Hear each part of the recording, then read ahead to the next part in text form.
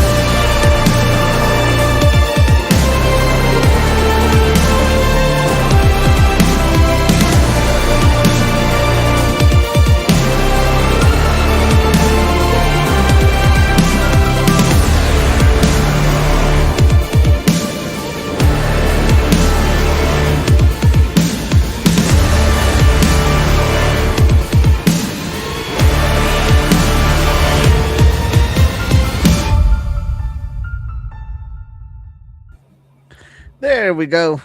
All right. Hello, everybody, and welcome to Good Morning Xbox. I'm your host, Axel1324. And I'm Fastback 6768. Yes, that's right. And hey, I wish it sorry was about that, Friday. guys. It's early in the morning. Sometimes it's a little tough. It's Yeah. a little tough.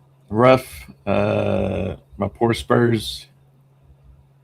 I didn't think they were going to win this series, just the way it started out, but they're young. Did the Knicks win? They won last night. Yeah. Oh, so they're champions. They're champs. Knicks are champs. Oh. They deserve it. They're a good team. So they were the better team this series. I can't believe Texas lost to New York again. Well, sir. Again. Just payback for beating them in '99. So. Right. But I mean, the future looks bright for old Wimby team if they do it right, keep it together. So we'll see. You know, as a Mavericks fan, you got to give it to the Spurs. They're put together really good, really good. Yeah, they got a good organization. You know, behind the scenes, what Pop did all those years, what he put together, and you know the coaches under him and the support staff, the recruit, you know, their scouting and all that. Mm-hmm. They really do a real good job getting, and you know, it's like, how is it that they're able to get these number one picks, you know, from Robinson to Duncan and then now Wimby? You know, when you think about the Spurs, though, like, and you think of like, oh, they got this massive. They don't really have like massive, super popular, like LeBrons, and they still win. Yeah, I mean, they are a good team, just a good organized, and you've seen other teams, even Mavericks, like, you know, they kind of picked up off of that, you know, kind of like, you know, team play, good players from overseas, and you know, you don't need to get flashy stars and all that, you know. That's right. So, all the matters is winning. And Wimby chose San Antonio. He wanted to come to San Antonio, so. There you go. But you know what? Hold the show, pause the show, because we got a super MVP. Shout out to DE with a $10 super chat. Thank you so much for being here. You are the super MVP. He says, good morning, Xbox. Good morning, D. Thank you so much. Oh, man, what a week, Fastback. What a week. Yeah. Before we get into the main topic, what have you been playing? I jumped. So I kind of gave Grounded 2 and Forza Horizon 6 a pause a little bit. And I jumped on Solar Punk. Oh, how is that? It's not bad. I mean, it's a chill, quiet, just a survive. Well, not so much survival, somewhat, but just, you know, just building your own base and crafting, grinding. Because you're in the sky, you're on these floating islands, and so you got to, of course, go through the grind to get to a point where you can get one of those like an airship, and then you just start Mhm. uh, visiting other floating islands and finding the loot and gear and all that stuff. It's not really a story to it. It's just a Okay. chill game if you like building and doing stuff like that. Yeah. So it's all right. I'm checking it out, and then my daughter might jump in with me. So Okay. yeah. Other than that, that's Sweet. been pretty much it as far as gaming. Okay. So I've been playing some Diablo, and I kind of hit a plateau Yeah. where my guy was only doing like, I don't know, like 30 million damage peak in the 30s for his crit. So I started experimenting. I started modifying some of my stats, modifying some of my gear, and specifically a ring. I changed my I was like, do I need to keep chasing holy damage or should I go for judicator damage? Blah blah blah. Right. And so I changed over one of my stats to judicator, and holy crap, man, I'm now hitting for like almost 60 million. I'm Yeah. at 50, but I'm trying to get to 60. You know what I mean? Yeah. And so yeah, I'm having a good time. And that's what Diablo is, man, is just play it until you get to that point. What else did I play this week? Not nothing. It's been a Diablo week, this whole week. No, Uh, no divers. no Helldivers. No, Wow. I only play one live service game at a time. So it used to be Helldivers. Now I'm back on the Diablo train. I love that game. It's such a good end game. I hate that the seasons are so short, though. I do hate that, Yeah. as I can only get to like level 150 or so before the season resets. So I never get to like a level 300 or something. So yeah, that's where I'm at. But you know what, chat? Let us know what you've been playing. We'd love to hear what you have to say, and let's check in with the chat. Shout out to is this it's finished? Yeah. Looks like it. Shout out to It's Finished 316. Thank you so much for being here. You are the real MVP. Like that name. He says, less powerful Helix and upgrade xCloud is the plan. Well, we'll see. We'll see. I don't know where you got that info from, but we'll see what happens. Sith Lord is in the house. Thank you so much for being here. You're the real MVP. And you know Sith Lord is a fan as he Yes. tweets out Good both old my support. shows Yep. every week. Shout out to Sith Lord. Thank you so much for that. He said, watching the final 2 hours of the 24-hour Le Mans. Who's winning? Is it Ferrari again? Boring. I'm just kidding. Is it Ferrari? Who's winning? I know yesterday I watched a little bit. Ferrari wasn't up. It was like Cadillac and I forgot who the other. I know Toyota was up there, but it's been so long since I watched some of that stuff, so I don't even really know the drivers and stuff like that anymore. Hold on. Let's see. Continue without agreeing. There we go. Yeah, there's 44 minutes left in the Le Mans, and the leader is Toyota Racing right now. Yeah. So this is just a quick little thing. Mm-hmm. Toyota Racing, BMW, Toyota, Interpol. Yeah, BMW was up there. Yeah. Yeah. Huh. So that's kind of cool. I like these little live ones. So yeah, why watch the race? I don't want to watch the race, but I can click on live timing. Cool. Yeah, we'll see. We'll see what happens. But yeah, great. That's awesome. All right, Apex is in the house. Thank you so much for being here. You're the real MVP. Appreciate you, buddy. Crazy Greek Dude is in the house. Thank you so much for being here. You are the real MVP. Let's see. Upgrade the cloud. I think the cloud OS is going to stick with the Series X hardware for a while. Upgrading it will cost as much as making Helix. It won't be cheap. I agree with that. With the cost of components, yeah. Shout out to Doggy Dog. Thank you so much for being here. You are the real MVP, buddy. He says, thanks and good morning. To DE and specifically. Hey, there you go. You got a shout out, buddy. Let's see. Shout out to Graphic God. Thank you so much for being here. You're the real MVP. Yeah. Amateur hour for sure. Yeah. Yeah, D.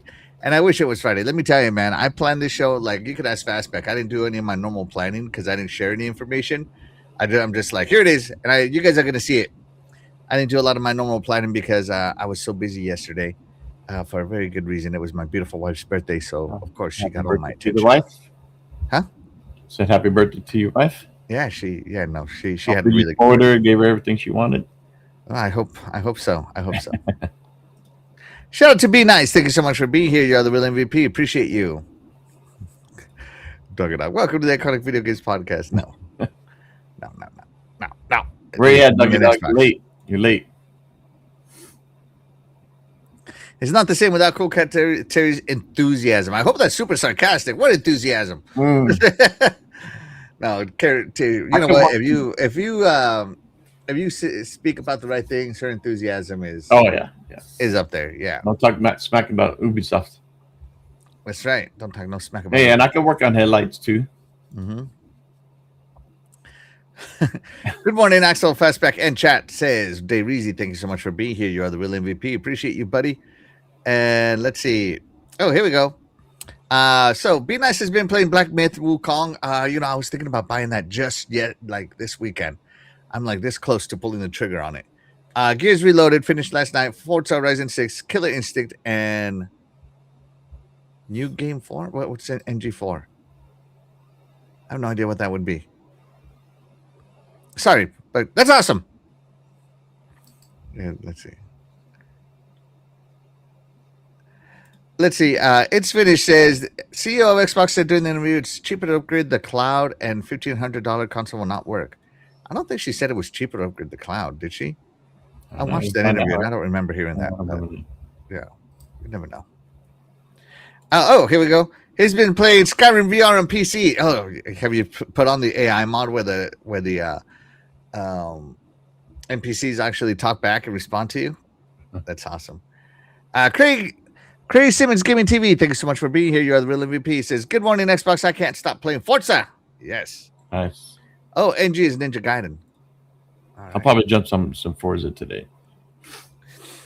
All right. Shall we get it started here, Fastback? Let's go. I don't know if you heard about this little thing that happened last Sunday right after our show.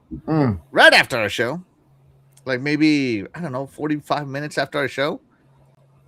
Sure. But the Xbox Game Showcase was on last week.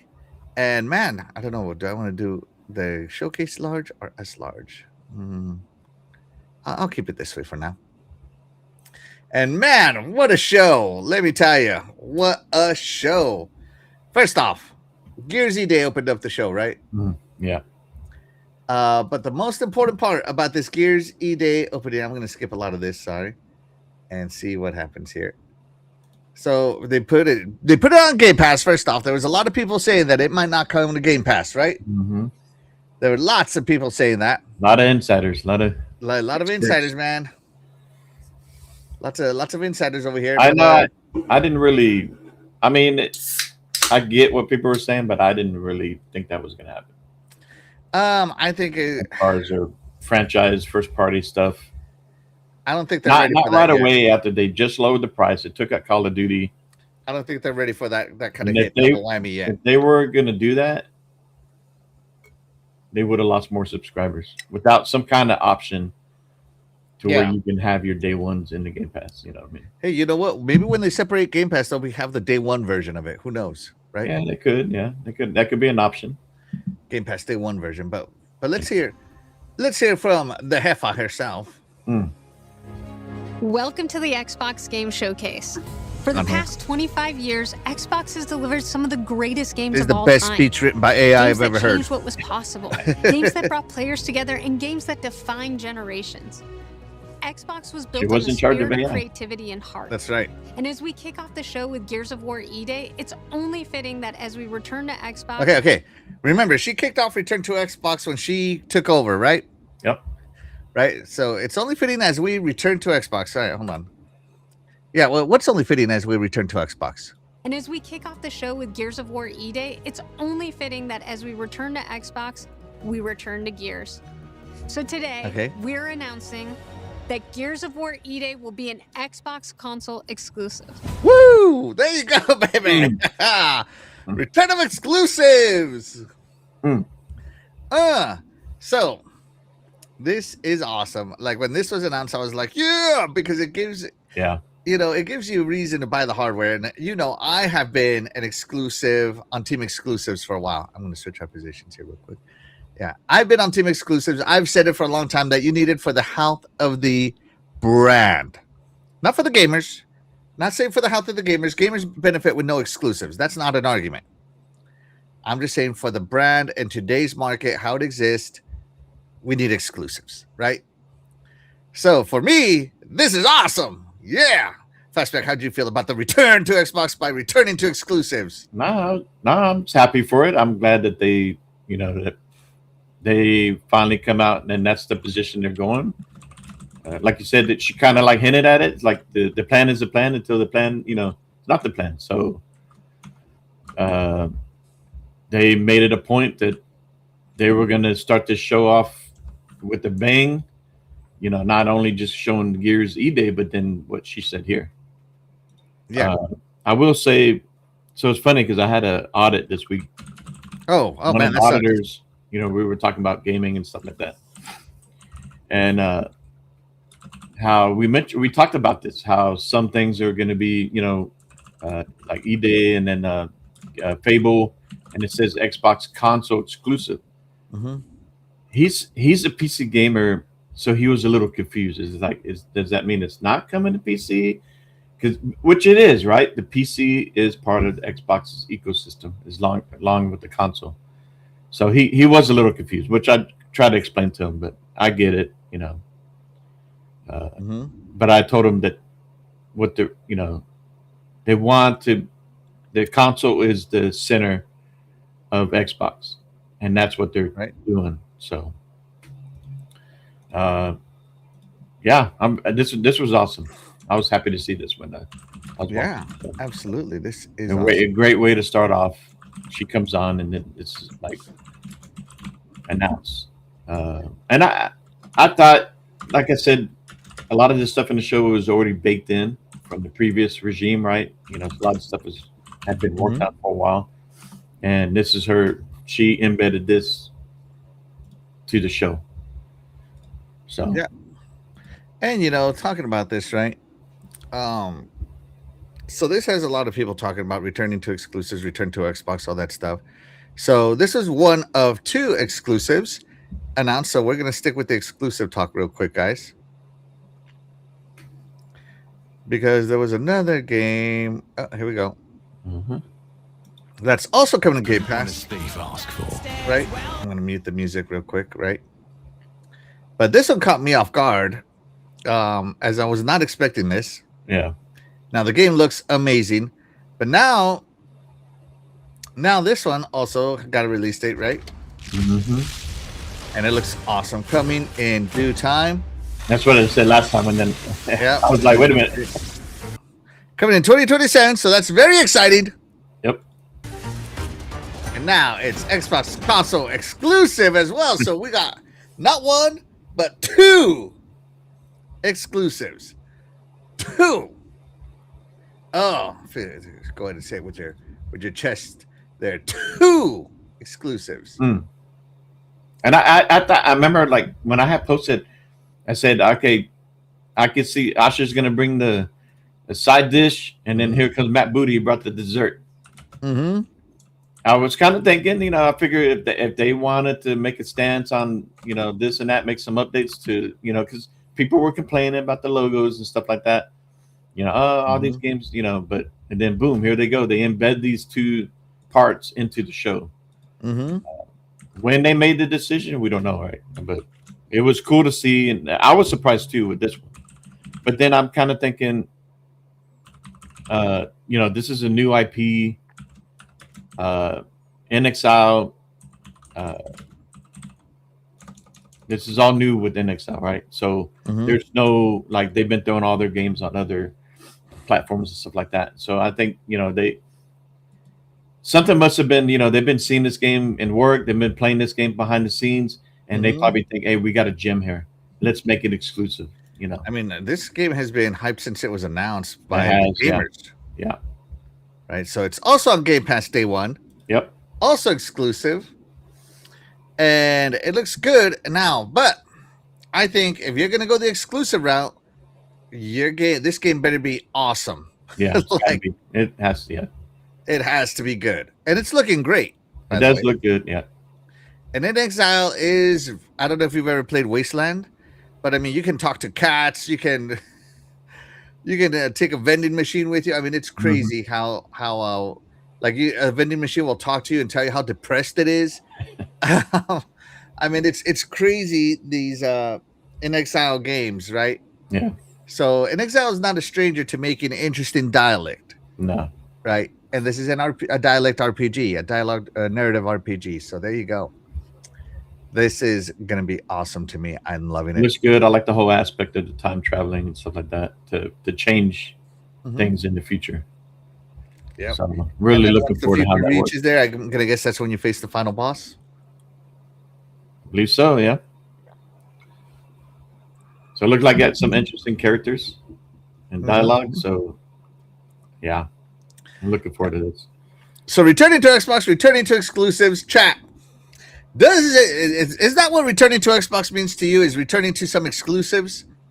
Because, I mean, internally it means a lot of different things. But for us, the gamers, what we care about is the games. Right? So when Asha Sharma was talking about returning to Xbox, sorry, she was talking about certain things. Let me see if I can find it here.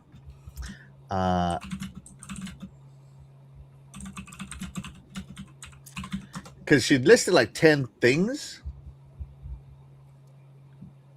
What was it? It was like on her first thing that she noticed that she did. Anyways, she rebranded the Xbox. She did the new logo. She did all kinds of stuff, right? Mm-hmm. So the return to Xbox, they launched Player Voice, somewhere we could talk, right? She changed Game Pass. She brought Call of Duty out, and she lowered Game Pass prices, brought it back to growth, right? And yeah, so that's part of her return to Xbox so far that she's done that has affected us, the consumer, so far, right? Mm-hmm. So yeah, I think she's doing a bang up job so far. What do you think? Yep, first 100 days, I think she's done a lot. Made a big impact right away. We're seeing that already. So, absolutely. Let's see. Chair Walker says showcase large. Be Nice says lots of janitors / insiders saying a lot of things. Yep. Crazy Greek Dude says happy belated birthday to your wife. Today's my mom and sister's birthday. Oh, they have shared birthday. That's cool. Happy birthday to them. Happy birthday to them. My sister and my nephew share birthday, and so I told my sister she lost her birthday. Out with the old and in with the new. Just messing with her, you know. Let's see. Be Nice. Exclusives for the brand and identity, not exclusives for game giveaway. Yeah, that's what we're talking about. Is exclusives for the brand. Yeah, that's what we're talking about. Oh snap! Hold on, you want to know who's coming in? We got Terry in the house. I made it, everybody. Like there was nothing more to make it on time. Yeah, dude. So like, I was waiting for my customer, and then she called. She's like, "Yeah, I'm not gonna make it. I'll just have to reschedule." I'm like, "Okay, cool." Here I am. So here's Terry. Terry, thank you so much for being here. You're the real MVP. But we were talking about how Gears of War E-Day and how the Xbox show started off with the return to Xbox, meaning the return of exclusives, right? Okay. So Gears of War E-Day and Clockwork Revolution both got announced as console exclusives, right? Yes. So of course they're still coming to PC, still coming to cloud, probably still coming to mobile somewhere. Who knows? Yeah. But as far as gaming consoles is concerned, you got to buy an Xbox. I like how they made sure to put console exclusive, not Xbox exclusive, because that would leave too many questions for people. Good point, Terry. So yeah. And also, people got to understand too that going forward, the Helix is a hybrid. It is PC. It's a console, but it also can do PC and of course console only gaming. Your choice, the gamer's choice. Xbox is in the PC and console market, so people can just have to kind of change their mindset on that. How gaming has changed. They're not going to lock it to just one box only, like the other side, right? Xbox and Microsoft are in the PC market, so can't just think that it's just like the old OG and 360 days. No, it's not. It's a big platform. Yeah, they're in the big gaming market, and they want to make that money. So hell yeah. These games cost money, so. All right, shout out to DE with a $5 super chat, making him the super MVP. Terry, what does he say? He says, I want Terry to read it. Good morning, Xbox. They were waiting for you. They called us amateur hour. They said they were missing your enthusiasm. I know. Whoa. So glad you're here to help us out. Absolutely. Absolutely. Yeah. So we were talking about that, and we were talking about how maybe now that these are exclusives, they got to bring it. Especially because they're the first two games that are returned to Xbox exclusive. So now there's an expectation, even if it's subliminal expectation, right? Yeah. It's like, man, if it's exclusive, that means it's going to be an awesome game. That's what I think, right? Because I don't care if games like Pentiment, which is an awesome game, by the way, 90 rated game, but that's not really like a banger, if you will, right? Dude. And then like you got games like what else was a smaller release? I mean, Grounded. Yeah, those are multiplayer. I'm talking single player releases. Single player. Oh. The one what was it? What's it called? I forgot the name of it, but the one that took place in like New Orleans. South of Midnight. South of Midnight. Yeah, if you're a smaller game, it's okay if you're not exclusive, in my opinion, right? Why not? I think that one was exclusive though, right? I think it still is, isn't it? Yeah. I don't know. But I feel like if that would be an example, if it wasn't exclusive, I feel like people wouldn't be as mad. You know what? What if they make some of those smaller budget games not exclusive, but maybe timed exclusives, like for a year or something like that. Like what? Like Keeper. Some of the. Yeah, like Keeper. Thank you. Yeah, that's a really good one. Yeah. Yeah, Keeper. Freaking a game like Keeper, I don't think that one needed to be exclusive. I mean, it's an okay game, but that's a game that's going to be very niche. It's not going to. I feel like the mass majority of gamers, it's not going to appeal to. It's very niche. So that one they could just put everywhere, and if you like it, you like it. If you don't, you don't. Yeah, and that's my point. For niche games, I think maybe not being permanent exclusives, because they also clarified here that the exclusives, these are not timed exclusives. Period. Yeah. They are exclusive. Yeah. Right? So they shut down this whole narrative of like, oh, when's it coming to PlayStation? It's not. Oh, when's it coming to Nintendo? It's not. Is it a timed exclusive? No, it is an exclusive. South of Midnight, I think, would do very well on Nintendo. A lot of those that's kind of like their genre that they're known for is stuff like that. So I think that game would do. No, South of Midnight. I think that game. That's what Nintendo. That's their genre. Yeah. So I feel like that game would do better there than PlayStation. It's the wrong audience on PlayStation. I think Keeper would do numbers on Nintendo because probably, yeah. I tried to play Keeper and I didn't get into it, but hey, no one doubting that it's a beautiful game. It is, yeah. My daughter, when I was playing it, she walked in the house and she's like, "Ooh, what's that?" She was like, she liked the way it looked. So, and then she came down and sit down and watch me play. Which granted, Terry, get it, buy it. I already own it on Xbox, but no, I'm just saying that's cool that Nintendo has it because it feels like, to me, I feel like that would have a better place there than on PlayStation. And shout out to Davo. Thank you so much for being here. You are the real MVP. But hey, Retro Rich is in the house. Thank you so much for being here. You are the real MVP. I'm looking forward to Clockwork and Gears, both looking amazing. I have way too much to play through, trying to finish Doom TDA, the Dark Ages, before the DLC drops. Oh, man. That DLC is supposed to be huge, too. It's supposed to be like the whole game. Let's see. Be Nice agrees with us. Exclusive should be polished. Although Fable is not exclusive, I think they should polish the heck out of it before it releases. Yeah. Yeah, and it looks like that's what's happening. So. Yeah. And rumor has it, and this has not been verified by anybody that I would find ultra credible at Xbox, right? Rumor has it that Asha tried to pull Halo and Fable off of from other consoles to try to make it exclusive. So she is on the exclusive train, and I think she is going to do a good job. So yeah, I saw people going on about how she may have damaged the reputation, or not really reputation, but like the relationship. Thank you. with Sony for I guess doing that last minute. But Sony for doing that last minute pull of Gears. Because I guess they were supposed to show it at their thing or something. I don't know.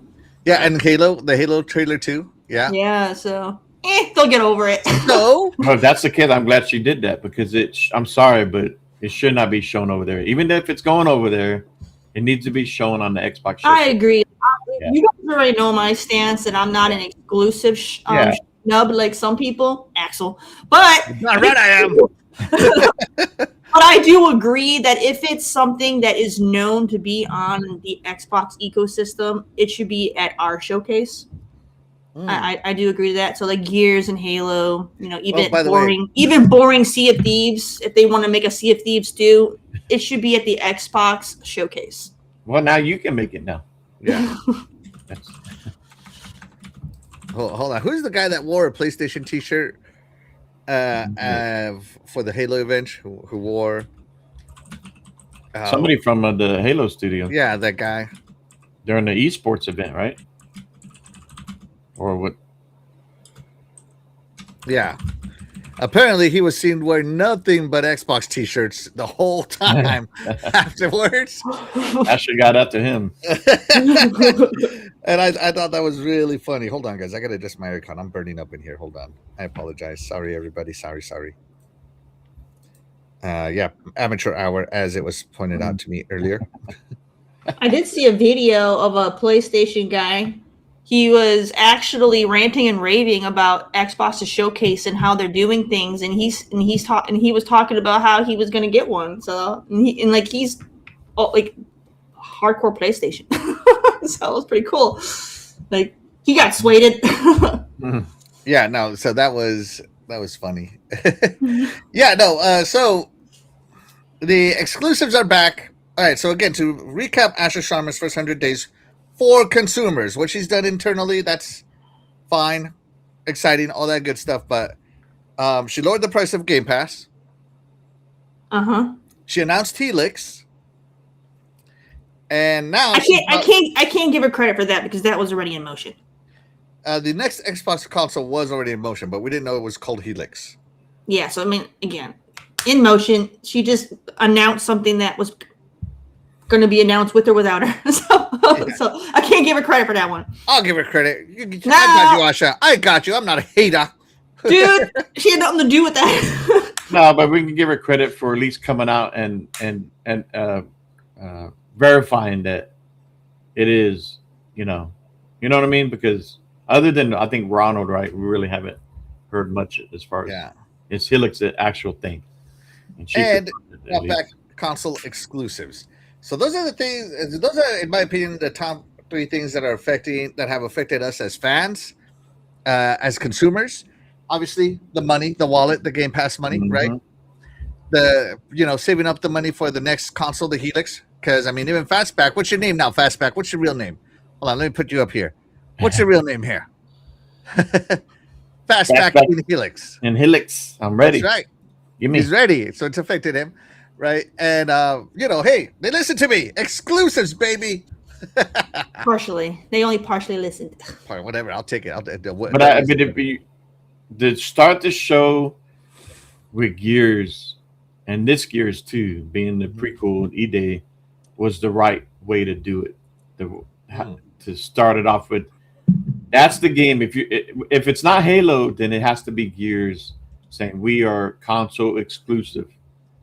And it was a real good start. I mean, I really loved that how they start off with gameplay right away. They showed this is Gears. This is what Gears is. And it did. It looked like it. It felt like Gears. I'm excited for this. I've always loved Gears. I've always loved Gears too, and Halo. But what I like about Gears Halo is more, it was different. It's different from Halo. It's a different type of shooter. The feel and everything. And that's right. Yeah. So if you're gonna do, hey, we're back. Xbox is back. Exclusives are back. This is the franchise you want to do it with. So they did it right. Absolutely agree. And they listened to all the feedback gamers have been giving over the years about how these shows are done, and they just showed the games. They did very, very little talking. Yeah. Very. Super little. Asha and her booty talking. She popped in for a moment, gave a very, very quick speech, and it was just nothing but games. So the way it should be, the way it should be, because we don't care about all that boring stuff that like other showcases like to do, where they just stand up there on stage all awkward and they talk and talk and talk. Yeah. We just want the trailer. Like most people show up for the trailer. They don't care about anything else. Just show us the dang trailer. And then afterwards, you can do like they did with Gears, right? Yeah. Afterwards, they do a little bit deeper dive. Yeah. And even that wasn't too bad. It was only like 3 people that were really. Absolutely. All right, hold on. Let me catch up with the chat because the chat is on fire. All right, first off, shout out to Talos Ray. Thank you so much for being here. You are the real MVP. Appreciate you. Shout out to General Spartan. Thank you so much for being here. You are the real MVP. He says, piss off the relationship. So what? Yeah, I even said this. Like, oh, what are they going to do? Yeah. Not bring games over to Xbox? They already don't do that. What are they going to do? Yeah. Well, what are they going to do? Have to show their games instead of Xbox games on their shows? Oh, my God. It goes deeper than that, though, because Microsoft and Sony do have a very close relationship with other things outside of Xbox and PlayStation. So, I mean, there are factors that they have to, tread lightly with. All Sony computers run off of Microsoft. So just put that out there. We kind of need them. I'm just going to go with Larry. Shout out to Larry. Thanks so much for being here. You are the real MVP. Appreciate you. Retro Rich says, it would be suicide to take games off Steam. If they can get the Xbox app to the same level as Steam, they can earn the consumers by giving players the features they want rather than take away from Steam. Yeah, Steam owns like 95% of the gaming market on PC, so that would be suicide on PC. So, yeah. Yeah. Why So Serious is in the house. Thank you so much for being here. You're the real MVP. Exclusives is back, so I am back. Shout out to you, man. Thank you so much. I thought Helix was announced before her. The consoles, they kept having to baby these media guys that were doom and glooming. Oh, the Xbox consoles canceled, blah, blah, blah, blah. Yeah. And they always said, no, we're making a console. We're making a console. We're making a console. And so Asha is like, you know what? Not only are we making a console, it has a name. Helix. Yeah. Dude, they're still doom and glooming even after the awesome showcase. We'll get into it. Yeah, we'll get into it, but not right now. Hold on. Never ending. Yeah, they're still going there because they can't help themselves. Let's see. Yeah, why so serious? What relationship? PlayStation has been trying to kill Xbox, right? Yeah. Right? Oh, Be Nice. I'm sorry, I missed this. Shout out to Be Nice. He is the super MVP with a $5 super chat. Terry, what does he say? Might catch flack, but I feel Xbox should hold back from passion projects for now and just concentrate on making games with passion and complete focus. I think passion projects are great. It gave us Hi-Fi Rush. It gave us Keeper. It gives us a lot of good stuff. It gave us Grounded. Look what a success Grounded has been. Yeah. So I think passion projects are good, but they need to be, they just need to be start off small and get big. If they hit, they hit. Because at the end of the day, graphics, all that crap. At the end of the day, gameplay is king. If the gameplay loop is good, people will buy it, and it will succeed. And the gameplay loop on Grounded was amazing. Obviously, because Fastback is still addicted to it. So I don't think they should get rid of passion projects, but they definitely need to rein in some of the passion projects, kind of. Yeah. Why so serious? E-Day looks incredible. 11 out of 10. Why so serious? What are they going to do? Take away Helldivers 2? No, not my Helldivers, man. They better not. They could try, but they can't take it from PC. And then the Helix will be able to play it anyway. Yeah. So. Got my collector's edition of Gears of War E-Day. Oh, man, you're so lucky. Let's see. Larry says, I think Xbox might need Sega's help for exclusive games. They've done it before on the original Xbox. Xbox doesn't do third-party exclusives anymore. They do. They bring them into day one on Game Pass now, which I think is better than exclusives, personally. But you never know. They could do that. Isn't that what's happening with the new Crazy Taxi World Tour? It's not exclusive. They're just throwing it on Game Pass? Right. I don't even think it was announced for Game Pass. Yeah, it may not have been. I felt like that whole show Crazy Taxi. It's Crazy Uber. I think there has to modernize, okay? 2 games maybe that didn't say Game Pass. Hold on. I just had it here. Let me see if I can find it. Here we go. Let's see. Yeah, no, it's play anywhere, but it doesn't have Game on Pass the on it. bottom. Can't see on the bottom left. Yeah, on the bottom left. Sorry, let me Does it move say mine. Game Pass? Okay. It says play anywhere. Okay. Not Game Pass. Yeah, notice that. Yeah. Mm-hmm. Yeah. Well, they made Nintendo's logo the smallest. It's so hard to see it. It's so hard to see it. Yeah. Yeah, we'll see. So there you go. So yeah, I'm just gonna keep hitting play here. This is where we were. Yeah, so the Xbox Game Showcase started off with a banger announcement of exclusives. So Asha Sharma out there setting the tone, and to me, that got me really excited. That set the tone for the rest of the show, and man, what a show! So good. Let's go over some of this show, shall we? First off, here's everything that was shown. Terry, we're gonna go with you first. See that you were late. No, I'm just kidding. It's fine. No, because ladies first. Other than Gears of War E-Day and Clockwork Revolution, because we already talked about how amazing those games are. Was there any other game that caught your eye during the showcase? That you would like to discuss? Maybe the Residents, the Plague Tale. I still have to play the second Plague Tale, but looks like they're kind of doing more of a spin-off for it. So I was kind of interested in that one. All right, so we're gonna watch this. Yeah, I was surprised on this one too. All right, so yeah, Resonance and Plague Tale. I didn't think this was a Resonance game because it doesn't look like it plays like a. Yeah, I didn't realize. It looked more like an action game. More Assassin's Creed style. Which is what piqued my interest because, I played Plague Tale, the first one, and it's good, but I wasn't into it enough to play the second one. But this one looks more of the direction that I would prefer to go in. So I'm open. This is more my speed. You're not babysitting the little punk kid. I never liked that brother. I would have left it. I wanted to leave. He can control the rats. He's a Pied Piper. The rats weren't even the dude. Don't even get me on a rant on that first game and how terrible the mechanics were for those rats. First of all, I think and how non-threatening they seemed. First off, all right, you didn't live through the bubonic. You don't know. No, when I saw this, I'm like, "Oh, are we getting a Rome, a Rise, Daughter of Rome, or something like that?" Daughter of Rome. That's what I thought. I swear. Oh my god! Especially when I saw the gladiator scene. Yeah. I'm like, "Oh, are we getting a Rise, Daughter of Rome, or something?" And no, it turned out to be a Plague's Tale. So I was excited up until it said a Plague's Tale. Sorry. Yeah, but it's the prequel though. They can. So she's responsible for the rat plague. We don't know, but someone that I didn't play the second one, but someone said that this character did meet up with the characters in the second one.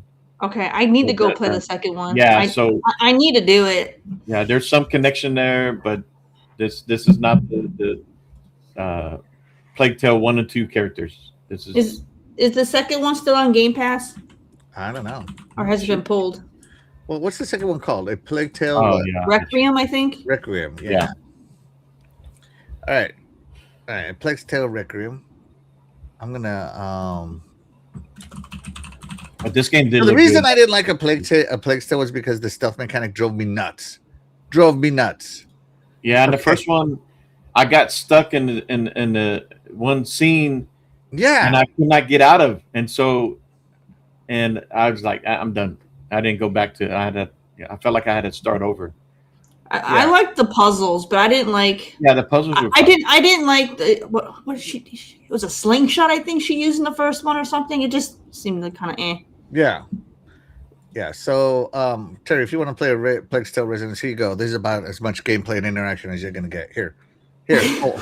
Hold the controller. You'll feel about the same. I don't need to see the trailer. I just wanted to know if it was the trailer. This is the long play. You got 11 hours of holding the controller. Oh my gosh. We got you. It's the same thing.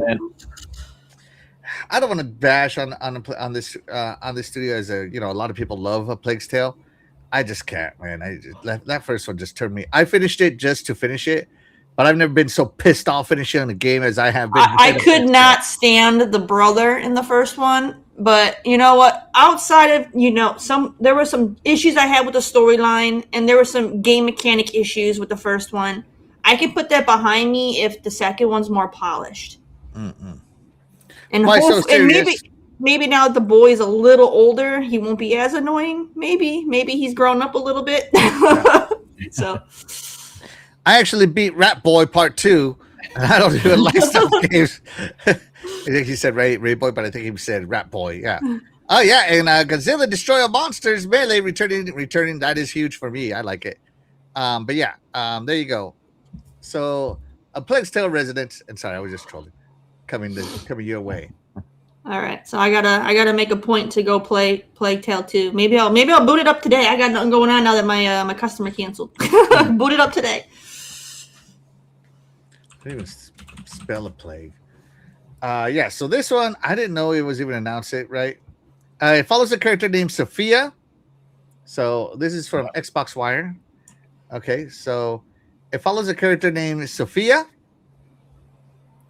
on a dangerous journey across the mysterious islands haunted by ancient myths and buried secrets. Close quarter combat exploration, emotional storytelling as is normal for this studio. And expanding the Plague Tale universe. So there you go. For those of you that are excited. All right, cool. I'm open to it. It looked good, and the Sobo is a good studio. Sobo is a good studio. Yeah. All right, so Fastback, which one? So real quick, so you can see here, one of the differences between our showcase and everybody else's showcase is look at the first party. Look at the first party. Yeah. We got what do we got? We got Call of Duty, we got Clockwork, we got Doom, Fable, Gears, Halo, Minecraft, Hellblade Senua. Yeah. Spyro, State of Decay 3. I mean, God, man, look at that first party. I'm looking forward to Spyro as well. Day one Game Pass. I love me some Spyro. That new Spyro. Spyro did look good. I not really played the Spyro back then, but this one looked good. I like the Man, I played all of them, and it makes me so happy to know that Spyro's comeback is part of Xbox because I always growing up, I always played them on PlayStation. Yeah. On what? PlayStation. How dare you? That's where he was. That's where he was. How dare you say such miss things on this? That's why I'm happy he's moved on to better, greener pastures over. Oh, okay. Yeah, so Spyro got announced. A Realm Beyond, right? Looks so good. And I mean, look at the gameplay. I mean, they didn't show much gameplay, but man, did it look impressive. It looks so good, and it's so much flight too, because yeah. Old Spyro was mostly running. Baby. You were still baby back then. It was mostly running and the occasional glide. And then they started doing like the flying through ring BS that all the games in that era kind of had. You had to fly through rings. Yeah. 64 era. Like that was like, I don't know what it was. It seems like every game within that generation had something to do with flying through rings. Like all of them. Like all of them. So other than that, on the first party, Fastback, other than Clockwork and E-Day, what other first party had you hyped? State of Decay 3. State of Decay 3? All right. Yeah, that's a good one. I was there day one on the first State of Decay when it was Summer Games Arcade or something like that on 360. Oh, yeah. I remember that. It was an indie game back then. And I love how they come on with Xbox and how they've grown. This game is made on Unreal Engine. It looks great. So very excited. More and more phenomenal. Yeah. And they show those what do they call those heart things? Oh. Plague Heart. Yeah. Plague Hearts? Plague Hearts, yeah. Yeah, Plague Hearts. And they showed that this is a Plague Heart trailer. Yeah. So it's cool that those are coming back. Yeah, and this one they said is 4 times, the map is 4 times bigger than the second one. The second one had 4 different maps though. So is this all 4 maps together? I don't know. They just said it's 4 times larger. Okay. Oh, shout out to Dan, the man Cunningham. Thank you so much for being here. You are the real MVP. Appreciate you, buddy. No, Dan. Absolutely. Yeah, Xbox Live Arcade. Thank you so much for being here. You are the real MVP. And how dare you type that on this podcast? Don't ever type that again on this podcast, Splendia. He says, don't say that word again on this podcast, Terry. I'll do what I want. Oh man, I miss playing games, playing more games on Xbox Live Arcade. You know, they've tried to They've tried to replace Xbox Live Arcade with other stuff, but nothing ever hit quite as good. It was a cool deal that they started off. Yeah, you know, it was bringing good. I like Game Pass though. Indie games, yeah, it was a cool. Yeah, I like Game Pass. Startup. Tara, you're gonna play State of Decay. You're gonna get your zombie killing on. I am not. That's a hard pass for me. No interest at all for that game. Not her style. Nah. I want this game, and I want to bump into a rock and fly across the map. Dang it! If I don't get the bugs that State of Decay 2 had, I am calling it a fail. Yeah. Because that made me laugh so hard. You have no idea. Yeah. Like everybody hated it. Was like, oh, there's bugs. You bump into a rock, it sends you flying. Me, I'm like, where's the bumping rock that makes me go flying? I'm like, have y'all not been gaming all these years? Every game, Halo, they all had some kind of bugs that Mario exploit. And, oh, sorry, I can't say that name on this podcast. Oh man, Terry, you rubbed off on me in the wrong way. So one cool thing about this too, that there's no tethering. So when you're 4-player co-op, you can go do whatever you want on the map. You know, you're not tied to whoever's hosting the map. That's cool. So they went more Sea of Thieves style, huh? That's cool. I always hated tethering. It's so freaking annoying. I mean, I get. Hey, I don't know. Maybe it was because of the engine or whatever. You know, help kind of optimize the game for co-op. But just put boundaries in. If you don't want people going to certain places, just put boundaries in, and then as you progress to a certain area, then open the boundary. Why tethered? I don't know. A certain game that I play. I did it last time. It doesn't have tethering. What it has is if you go off on your own, it spawns like way more bad guys, enough to kill you. Yeah. Like it will hit you non-stop with bad guys until you die. So it encourages you to stay together because that's the whole on your own. Yeah, you're asking for it. That's what I think that's one of the things they want to stay together. Mm-hmm. Yeah, but now you're on your own. Right. So let's see. From the first party, thing, I'm gonna say that Halo Sanoa and Halo. So Halo, of course, we got the 3 new missions announced on Halo. Yeah. So to me that was awesome. Mm-hmm. And dang, does this look good? Like it did.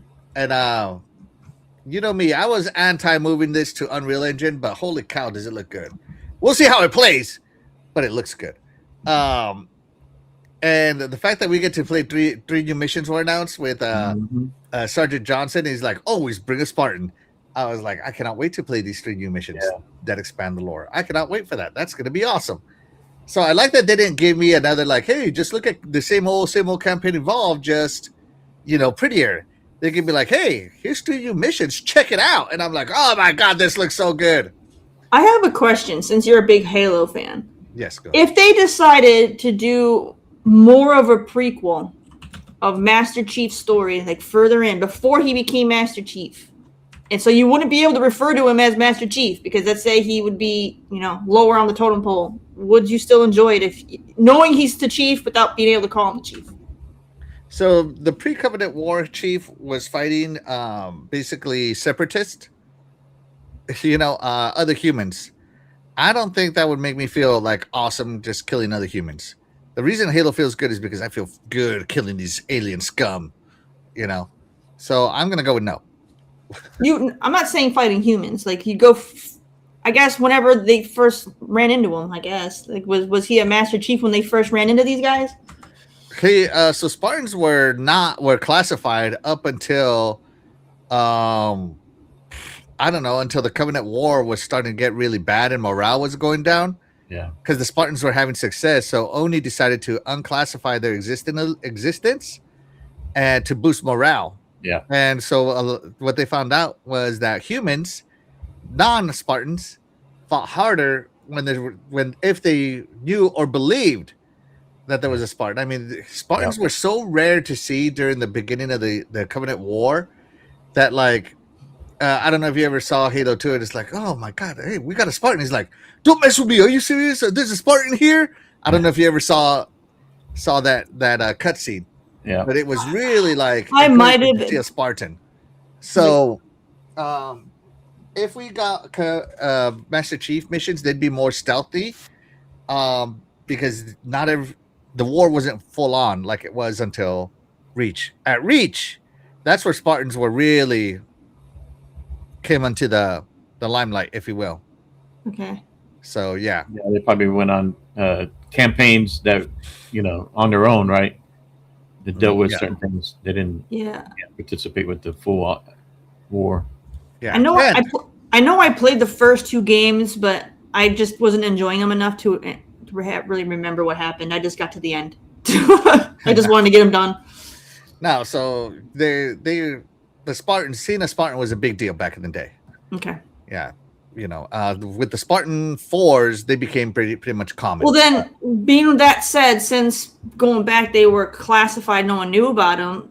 What if they did that where they followed the Spartans back when they were classified, and you got to see the chief doing things, super secret? So the Spartans were fighting the Covenant before they discovered Earth colonies. Yeah. Just throwing it out there, right? Okay. The first big colony to fall to the Covenant was Harvest. That was the first big colony. Then, of course, after that, other big colonies. But the biggest colony to fall was Reach. Yep. Reach was like a major planet, and it was like it was like the same as the lore puts it as big as like when Japan sunk the entire Pacific Fleet on Pearl Harbor. It was that important to humanity. Reach was a military planet. So yeah, no, I don't know if they make more prequels, we'll have to see. I think it has to be missions wise, but yeah, the prequel books that I've read, they're all stealthy. They're all stealthy, covert ops style. So yeah, or they were fighting. Well, they could make a tactics game then, based on that if they wanted to. Then yeah, definitely. Yeah, but I'd rather have Halo Wars. Crazy Greek dude, thank you for bringing this up. Absolutely. The Halo's Collector's Edition sold out quick. Gears is still available. Last I checked, it's gone. I'm not big on collectors, but I do like that. I have I got my Collector's Edition Halo 5 up there. I got my Collector's Edition Halo 3 up there. I got my Collector's Edition Halo 4 over here. I got my Did Infinite have a Collector's Edition? Oh no, Infinite had a Collector's Edition Xbox. Yeah, right there, my Halo Infinite Xbox right there. What's that little thing on the left of the figurine? It's kind of the shape of the dog tag. What is that thing? That's Cortana. That's Cortana. That's Cortana. Yeah, the chip that he inserts into the back of his helmet that carries Cortana. Yeah. Mm-hmm. Come on, Terry. Anyways. So I get to play Halo campaign involved. Wait, it's a chip? I didn't know it was a chip. I just thought it was like a program on their ship. And then she just talked to him through the intercom. I didn't know that she was a chip on his helmet. Yeah. Just him alone. He inserts her into the Covenant. Look, I have not played enough Halo to know this stuff, okay? Yeah. Cortana's tempted as hell. All right? I don't watch the series. The Halo Cheeks series, they show it when That's right. Yeah, I have no interest in watching that show. So you get the awesome campaign involved box. You get a steel book, which is awesome, right? You get a physical, that's right, physical version of it, along with the digital version. You get this awesome Master Chief statue. You get Cortana, of course. You get some art books, right? Some 3 art books, right? Digital game manual, which I think is kind of cool. You also get the Foundry Pack and the Alpha Halo Armory Pack, which looks cool. I'm going full Needler. This one's me right here. Right here. I love the Needler, right? So you get the campaign involved disc, console only, premium edition voucher code. So you get the disc and the code, which I think is awesome. Right? Collectible steelbook, 12-inch Master Chief statue. Right? So Terry, do you want some 12 inches of John 117? No. In your life? I do not. Let's see. Replica LED Cortana. Chip and USB cable. I'm going to guess to charge it. Modernized recreation of the physical game manual. 3 original concept art pieces found in blah, blah, blah, right? So, yeah, and I mean, look at this statue. Looking amazing. Amazing. The new Master Chief looks way more detailed than this, but they're just remaking the original. They didn't put, like, the new armor detail in there. I'm kind of digging it. Because this is supposed to be the Mjolnir 2 armor. Yeah. And I'm kind of digging it. And here's one of the art pieces you get. Awesome. Here's another one. Epic. Here's another one. Oh, pure Halo. So yeah, I ordered mine. I got mine right away. I ordered it as soon as I could. Locked it in. Out of stock for everyone else. I'll sell you mine for $10,000.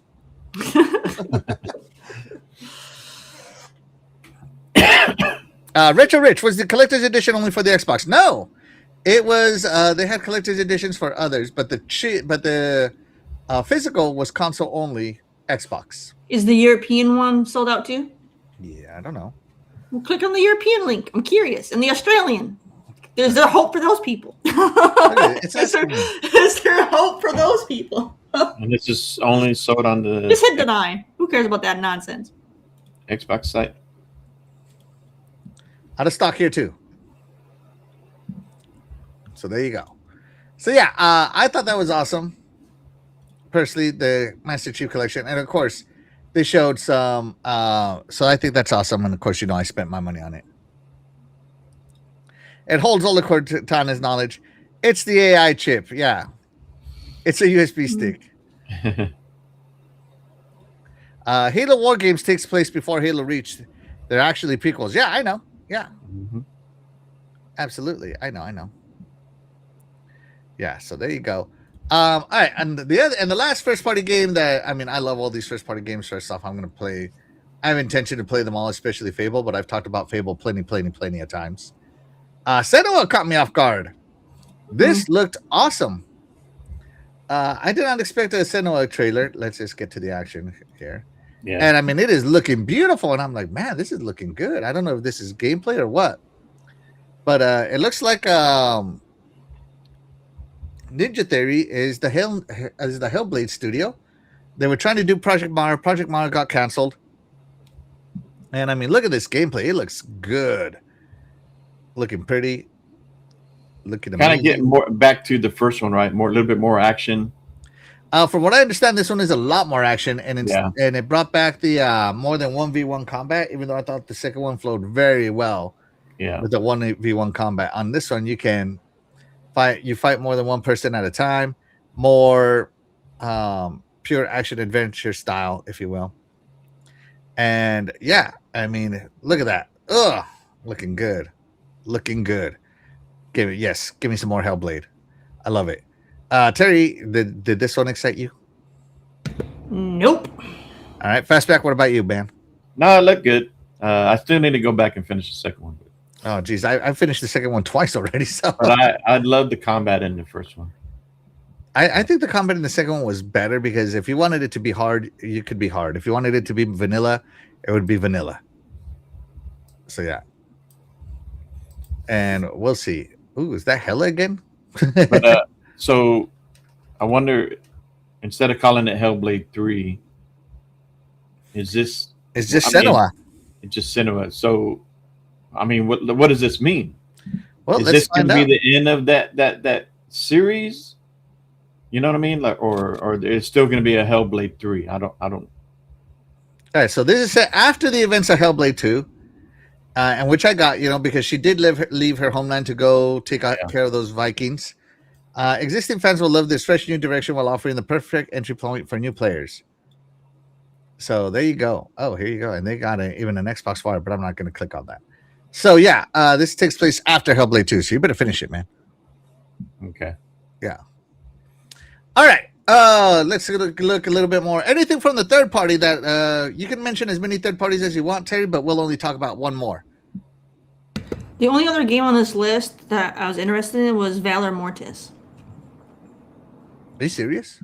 Yeah, even though it's Souls-like, I was still interested in it. It looked cool. No, are you serious? Because I think the trailer was just a CGI trailer the whole time. I don't care if it's a CGI trailer; it still look good. Let me see. Is there any gameplay in this trailer? I guess there is. Okay, first person, Souls-like. Terry's into it. Talk to us, Terry. I don't have much to say about it other than it looked cool. Kind of, I don't know, like the soldiers kind of have like that Tin Soldier vibe a little bit. It's kind of weird, but yeah, I normally don't get into Souls-like games too much. Like, I'm very picky when it comes to those kind of style games. Like Steel Rising. I loved Steel Rising. I thought that one was great. So this one, I guess I'll have to see more to find out how it's gonna play. If it's very Dark Souls like, then I'm gonna pass. But I mean, I'm intrigued. Oh, where did it go? There it is. Yeah, I thought it was connected to Liza P. Like I thought it was in that universe. World. Yeah, the Pinocchio Liza P. But in the French are puppets. No, I'm just kidding. I'm just kidding. It kind of had that vibe when I first saw it. Kind of goes with my Steel Rising because that was the French Revolution kind of era too. So Steel Rising is a cool game, though. I really like that game. It's more fast paced, which is what I like about it. So let's see. According to this, this is a first-person action Souls-like where victory may demand more than your life, set in a twisted vision of the Napoleonic Wars. Velamortis casts players as former soldier who rises from death and must confront the true cost of destiny, loyalty, and empire. So there you go. I don't know. To me, this one just didn't do it. Are you playing as a young Napoleon? No, you're playing as a soldier in the Napoleon. Just a soldier. You're probably going to go kill Napoleon. Probably. So just saying.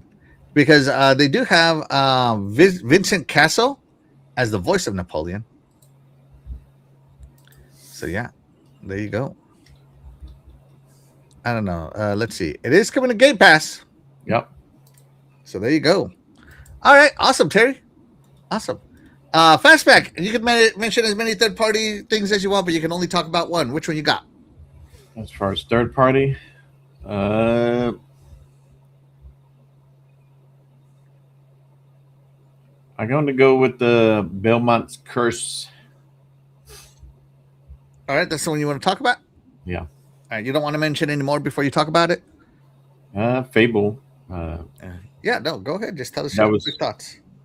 Yeah, no, that was a nice surprise as far as who the main villain was. It's that actress that played Peggy in Avengers.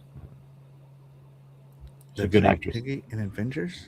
Yeah. I'm trying to remember her name. Oh, it's okay. Not that important. Yeah. Right. But no, it had a little bit more of a serious tone in that trailer. And then they've been shown a lot since then. Like I think there was like a 20 or 30 minute video of the gameplay. So I'm definitely looking at that. I think February is a good month for it. You know, it'll be on its own pretty much, unless something else gets announced for that month. But all right. Excuse me. All right. So Belmont's Curse, looking fantastic. I do love this franchise. Take it away, Fastback. So it looks like you're playing the daughter of Belmont, right? No, not Belmont. You are part of the Belmont legacy. Let's see. Yeah, I think she's 23 years after 1989's Dracula's Curse. So after Rose Beaumont, daughter of Trevor. Rose Beaumont, daughter of Trevor. Yeah. There you go. Daughter of Trevor Belmont. So Dracula's Curse being Castlevania 3. Yeah. Yeah. So it looks cool. It's got a darker tone to it on this one. Very Metroidvania. Yeah. Some of the platform and some of it looks cool. To me, this looks awesome. I cannot wait to play this. Yeah. I wonder what the card part of it too. That was introduced on the DS versions of or not the DS versions, the Nintendo Game Boy Advanced versions of Castlevania. Because even though we haven't had a major Castlevania on console since Symphony, the mobile ones are awesome, and the cards were introduced there, and they do play really well. And I did combine them to make different magic powers. It's pretty cool. Okay. And I did pick up the collector edition, so I'm looking forward to this one. Oh, you did? Yeah, I had the collector. Nice. Nice. Very good. So, yeah, I'm very excited for this game, too, man. I love Castlevania. I have them all. Yep. I don't mean that I like them all. I mean, I have them all. So, very excited for this one. I used to be more into it back in the day, but I do like the lore. I like the Netflix show. The Netflix show was so good. They ended that way too early. Yeah. Yeah. And it's coming out this year.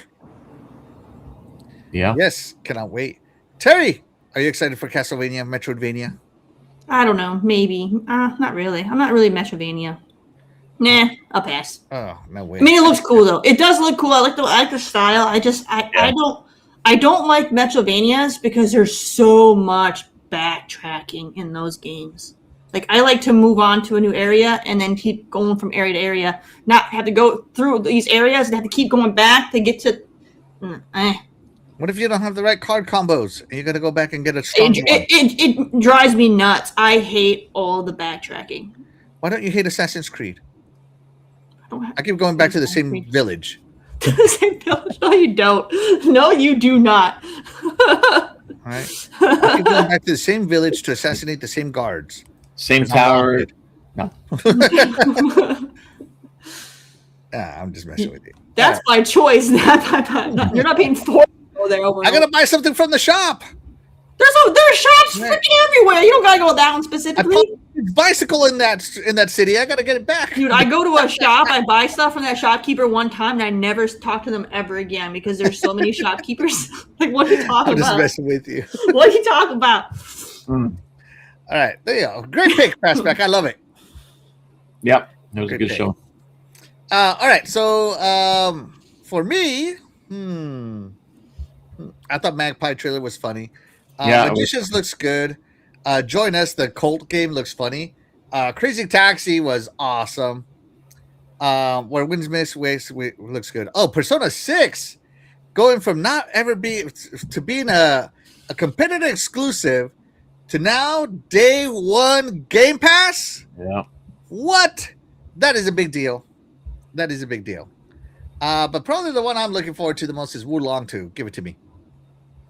Wulong 2, because I beat the first one.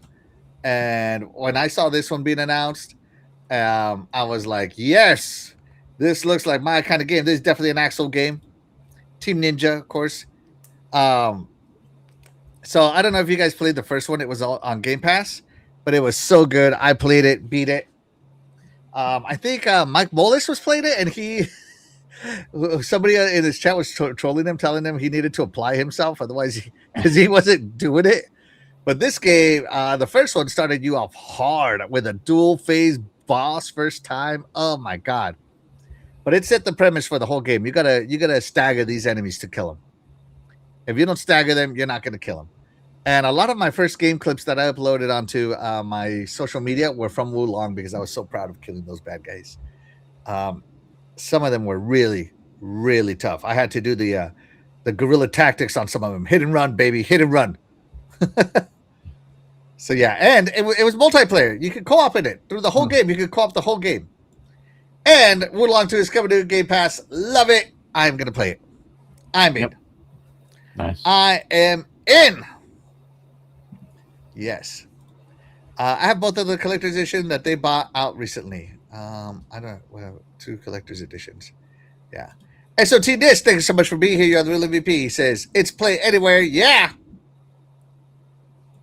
Does any of you guys have the Castlevania collection series? Yes, I have the Dominus collection, the mobile collection, all those collections, man. I got them. Shout out to Safo. Thank you so much for being here. You're the real MVP. He says, Guten Morgen. Guten Morgen. Good morning. I hope they make more Castlevania series. Yeah. Yeah. Safo says it's going to be amazing on his Steam Deck. Absolutely, man. Absolutely. It's going to be amazing. And the rug. Xbox Rag. Oh, there you go. So, T-Nis, the first one is back in Game Pass 2 now. Fastback, are you going to apply yourself and play the first one? Which one? First one? Oh, the one? I don't know. That's not my type of game, so probably not. Sorry. Oh, there you go. What about you, Terry? Are you going to apply yourself? For this game, no. We'll let you take all the glory and you can share it. Yeah, I will. I will. Maybe Shaddai would join you in co-op.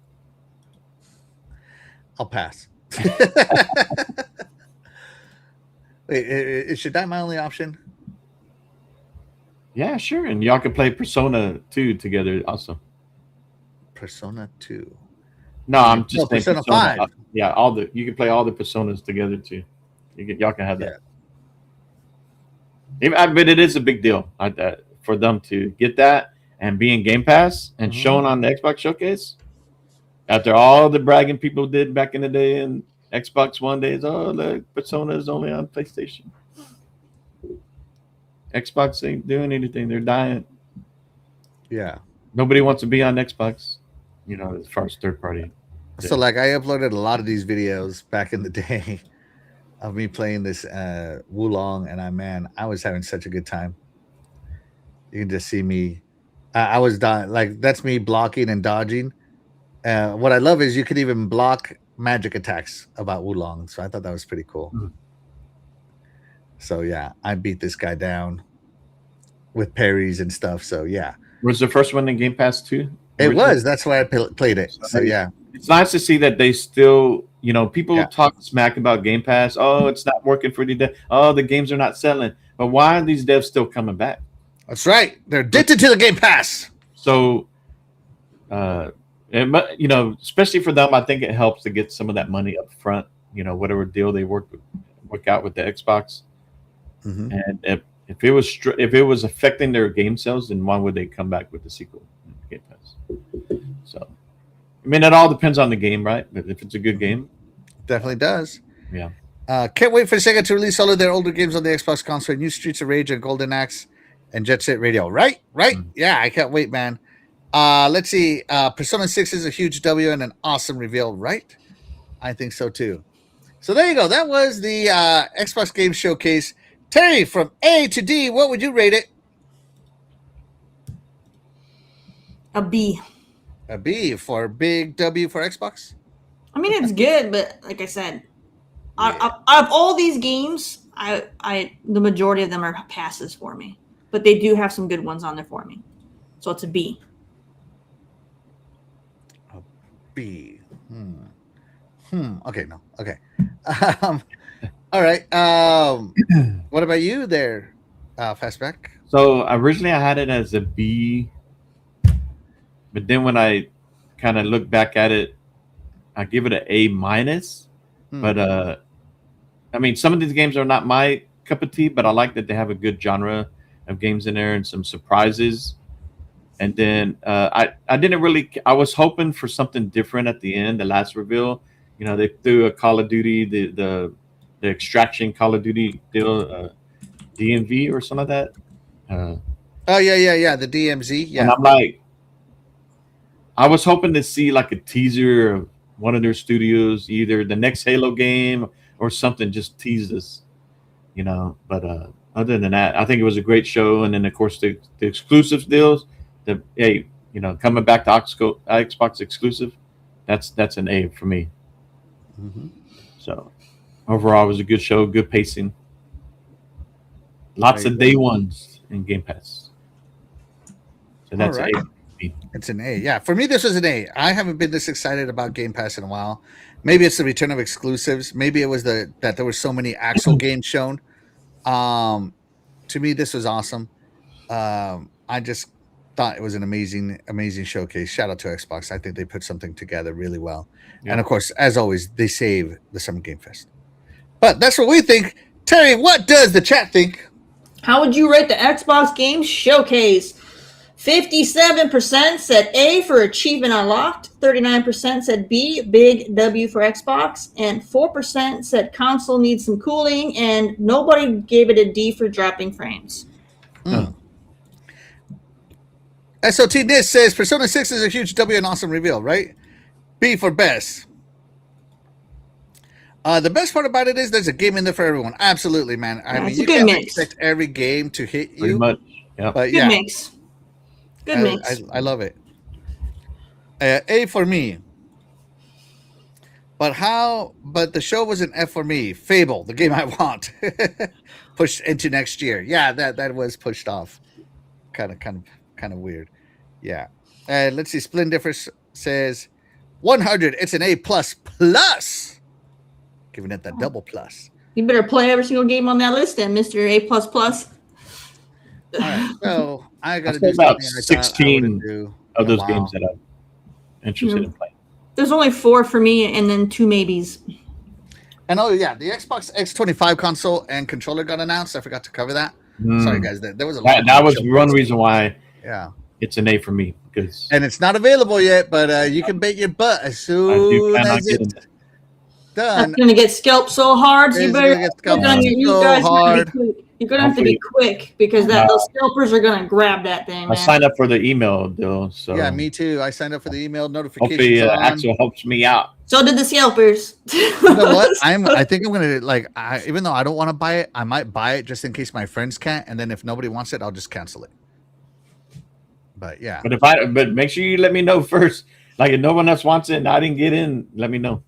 That's what I mean, because I know you, Dread, and Doggy want the console. Yeah. I just want the controller. I want the console too, but I already have a collector's edition console. And per my tradition, I always get the Halo collectors, and that's the one I always go for. But I want the controller. So even though hopefully the Helix comes out next year, and I'll definitely get it. That's what I mean. I don't want to buy the console again, and then the Helix. I know. I thought about that too, but I really like that green, the whole deal, the way. The transparent green. Transparent.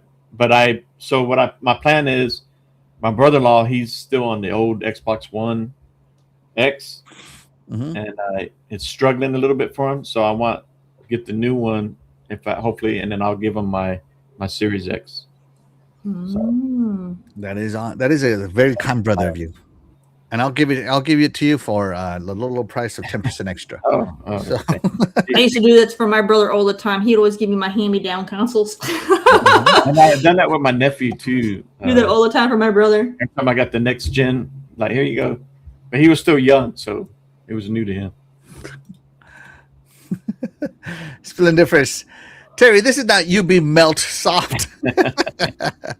This is Xbox Spark Kicker out of here.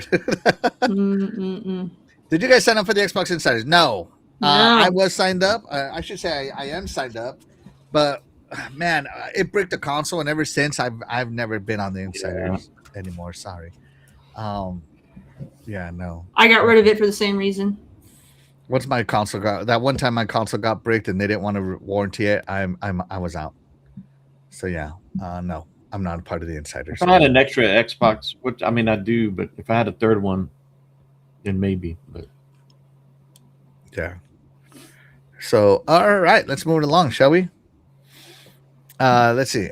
I want the green one, but I also have the 2 terabyte and the Halo Series X already. Hardcore gamer problems, right? Freddie Fox, thank you so much for being here. You're the real MVP.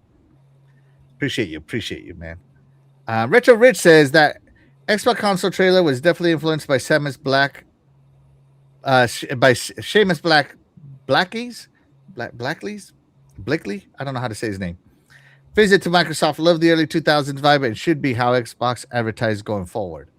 I don't know if going forward, I mean, but yeah. But it was a cool callback to the original. Yeah. And the whole vibe. Late 90s, early 2000s vibes. Yeah. And SOTD says, yeah, my launch Series X is still going strong and I got bills to pay. Yeah. Absolutely. Yeah. All right, let's move it along here because we got a lot to go through here. All right. Matthew Ball. I don't hate Matthew Ball, but I hate that they went and talked to this guy.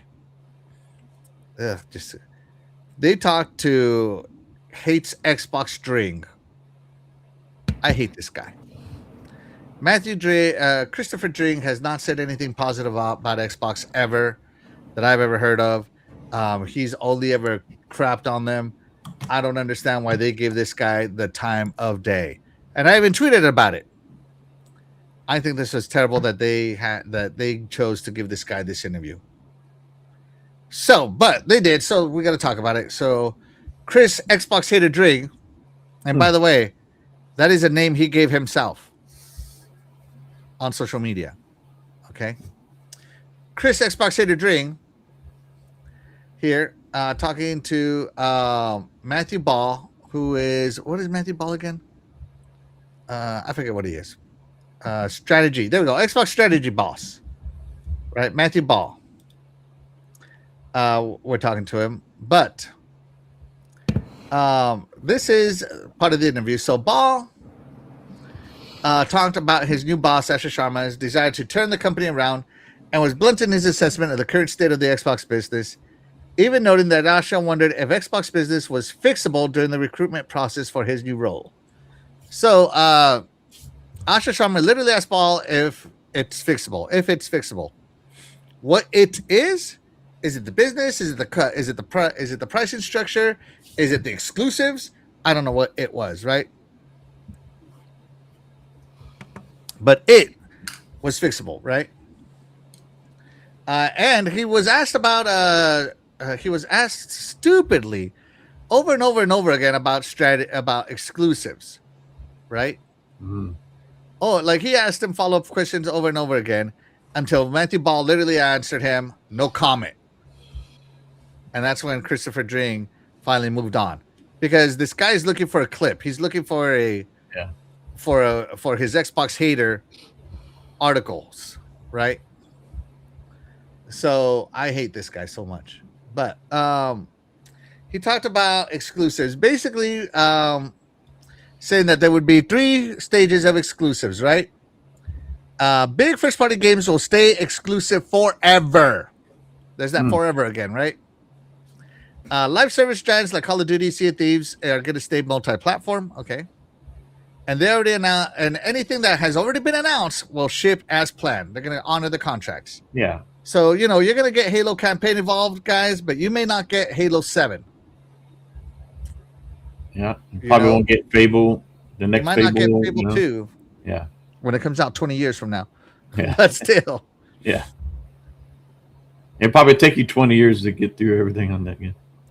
Hey, you know what? You got Gears Reloaded, but you're not getting Gears E-Day. Oh! So, yeah. So he is talking about that. He also said that that the messaging is confusing, right? He also said that what was it? The framework has to be external. He said everyone in this audience is an expert, an aficionado of the field. I understand what they are saying. We still don't quite get it. So he's talking about exclusives. That Xbox must explain exclusivity in a simple way players can understand. Yes. Guys, hire me. I will tell you. Xbox Game Studios, exclusive. Activision, ABK, multiplayer service games, not exclusives. Bethesda, maybe even timed exclusives. I don't know. You got 3 publishing arms. Use them. Yeah. Crying out loud. Hire me. Hire me, Asha. I will save this for you. Oh my God. I will save it. Terry will love it. He will lock everything down. Terry will love it. Oh no. He's gonna lock everything down. That's right. We're gonna put this in a green lock. Not even coming to Steam. That's right. Xbox PC. What the hell is PC? It's coming to Windows. He'll alienate everybody. He's like, if you're not on the box, you go kick rocks. That's right. That's going to be the new logo. Is this exclusive forever? If it's not on an Xbox, they can go kick rocks and buy an Xbox. You better keep it in Game Pass, damn it. What the Game Pass? The Game Pass will get it 2 years later. No, I'm just kidding. I'm just kidding. No, I want to do that. Yeah. So there you go. Let's see. Ball stressed that players in the wine industry must understand very simply where Xbox is going with exclusivity in the future. However, when Chris asked why Clockwork Revolution is a console exclusive but not Senua, but Senua isn't, Paul simply replied, no comment. Good. No comment. The other 2 were already multi-plat, right? I mean, especially the first one. It started on PlayStation only. Yeah, that game's been passed around, that franchise. So. Yeah. It was theirs, and then it was ours. Now it's everybody's. Console count is through the roof. So I get it for that yeah. part of it, but it's, I mean, maybe anything that Ninja Theory does going forward, all new, it be console exclusive, Xbox only. Yeah. Freddie Fox says agree. CD sucks. Drink sucks. Yeah. Let's see.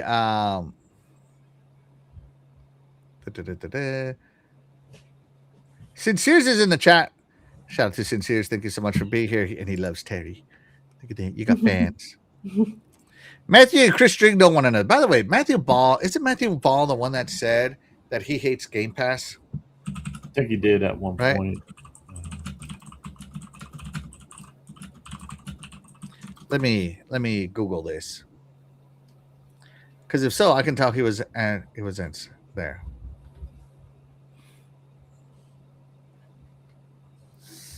So yeah, he said that subscription models flatten value. Subscriptions work best when a giant subsidizes them, right? He thinks Game Pass is great for players, risky for publishers. He didn't mention Game Pass at all here, probably because Sasha's like, keep your Game Pass feelings to yourself, right? He didn't mention Game Pass at all. Yeah. So yeah, Chris Ball to me is a Game Pass hater. So they also talked about hold on, let me go back here. He's saying that the console business has to be repaired first. So he's still on that Asha 100, right? What's important is that we restore that console business before we look beyond to those other platforms. Agreed. Do we need to get better at PC? Yes. Do we need to get better at mobile? Yes. At the same time, we can't ask publishers, partners, and especially players to bet on us on other platforms where we are behind. Our technology is inadequate. Before we show up the platform we have, the platform that many believe we've mistreated, me included. What have I said? Remember, Terry, what I said about Starfield not being 60 FPS and then later on becoming 60 FPS?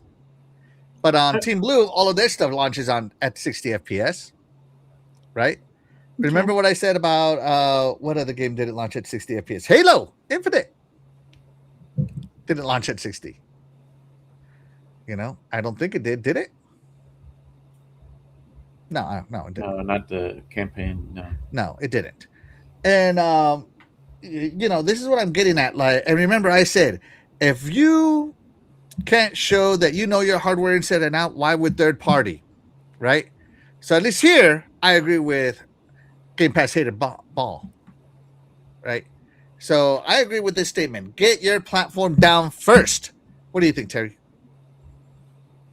Yeah, I can agree to that. You know, I can agree with that. Yeah. What about you, Fastback? Because, like I said, it was one of my complaints that they didn't optimize well for the console until a year after launch. Nah, yeah, I understand. I never made a big deal about that myself, but I get it. If you're going to say the console is capable of doing it, you know, you need to make sure your first party stuff is doing it. Yeah. Oh, sorry. It wasn't Halo that didn't launch at 60. It was Hellblade. Hellblade didn't launch at 60. Sincere said Redfall. Red what? Red what? Yeah, Redfall didn't launch it. Yeah, Redfall didn't. Yeah. It was 30. There you go. Sincere's the 60 aficionado. Glinger says Forza Horizon 7 exclusive would be a hard sell. Oh man, I don't see that going. Maybe timed exclusive, like 6 is right now. But yeah, I see that happening. Yeah. Once we see how 6 does on PlayStation, I mean, if it does more than 5 million, yeah, probably not gonna take that one away. We'll see. SOTD says 99% of customers only pay attention to the one game they're interested in, so they're actually not confused by anything else. I would say I don't think the number is quite 99%, but I understand what you're saying. You get a lot of the casuals. Yeah. Yeah, and you know, maybe that's what they need to focus on their console here. Attract some of those casuals. Maybe they need to land some marketing deals with, I don't know, some big time games. Just saying. Let's see. At the same time, he stressed that Windows and PC is where Microsoft sees the largest player numbers in markets outside the US. Windows is already where the world plays. And that's very important. That's a very important slogan to the company. It's very important to Asha. At the same time, we're making an investment in our platform, the console platform, that is going to be strengthened by these exclusives. Right. So there you go. They talked about the RAM crisis. Yeah, RAM sucks. Let's just move on. Let's see. Okay. Blah, blah, blah, blah. Well, but he did tie it to Helix. And so they are talking about, like, we are working very hard to rethink everything that we can about Helix, which is a console we are committed to shipping and are very cognizant of the ways in which we need to change as a company to make sure it is affordable and to make sure that it is flexible. So maybe that, as Fastback was saying, that most powerful console in the world thing might go away again, which I think is stupid. A big reason why I came to Xbox was because it was the most powerful. And because I feel like I'm playing in the future. Just being real honest, a lot of stuff that happens on Xbox feels like the future of gaming, not stuck in the past like certain companies. Just saying, right? Well, I mean, they've already engineered this thing. They've already did the whole R&D. So what can they do to make it cheaper? If they still want to get what hit their planned output as far as what it can do. I mean, they partnered up with Asus, right? Did the ROG. If they partner up with other companies to help maybe make the hardware and maybe like, hey, we'll work out a deal with you, but we need some of this RAM, some of this hardware that you have. Who knows? I mean, because they're capable of doing it. They got the money. So they can partner up with a lot of other hardware companies so that, maybe we'll let you make the console for us, but we need that RAM you got there in storage to do it. Right. So I could see that to, where they can keep the cost down.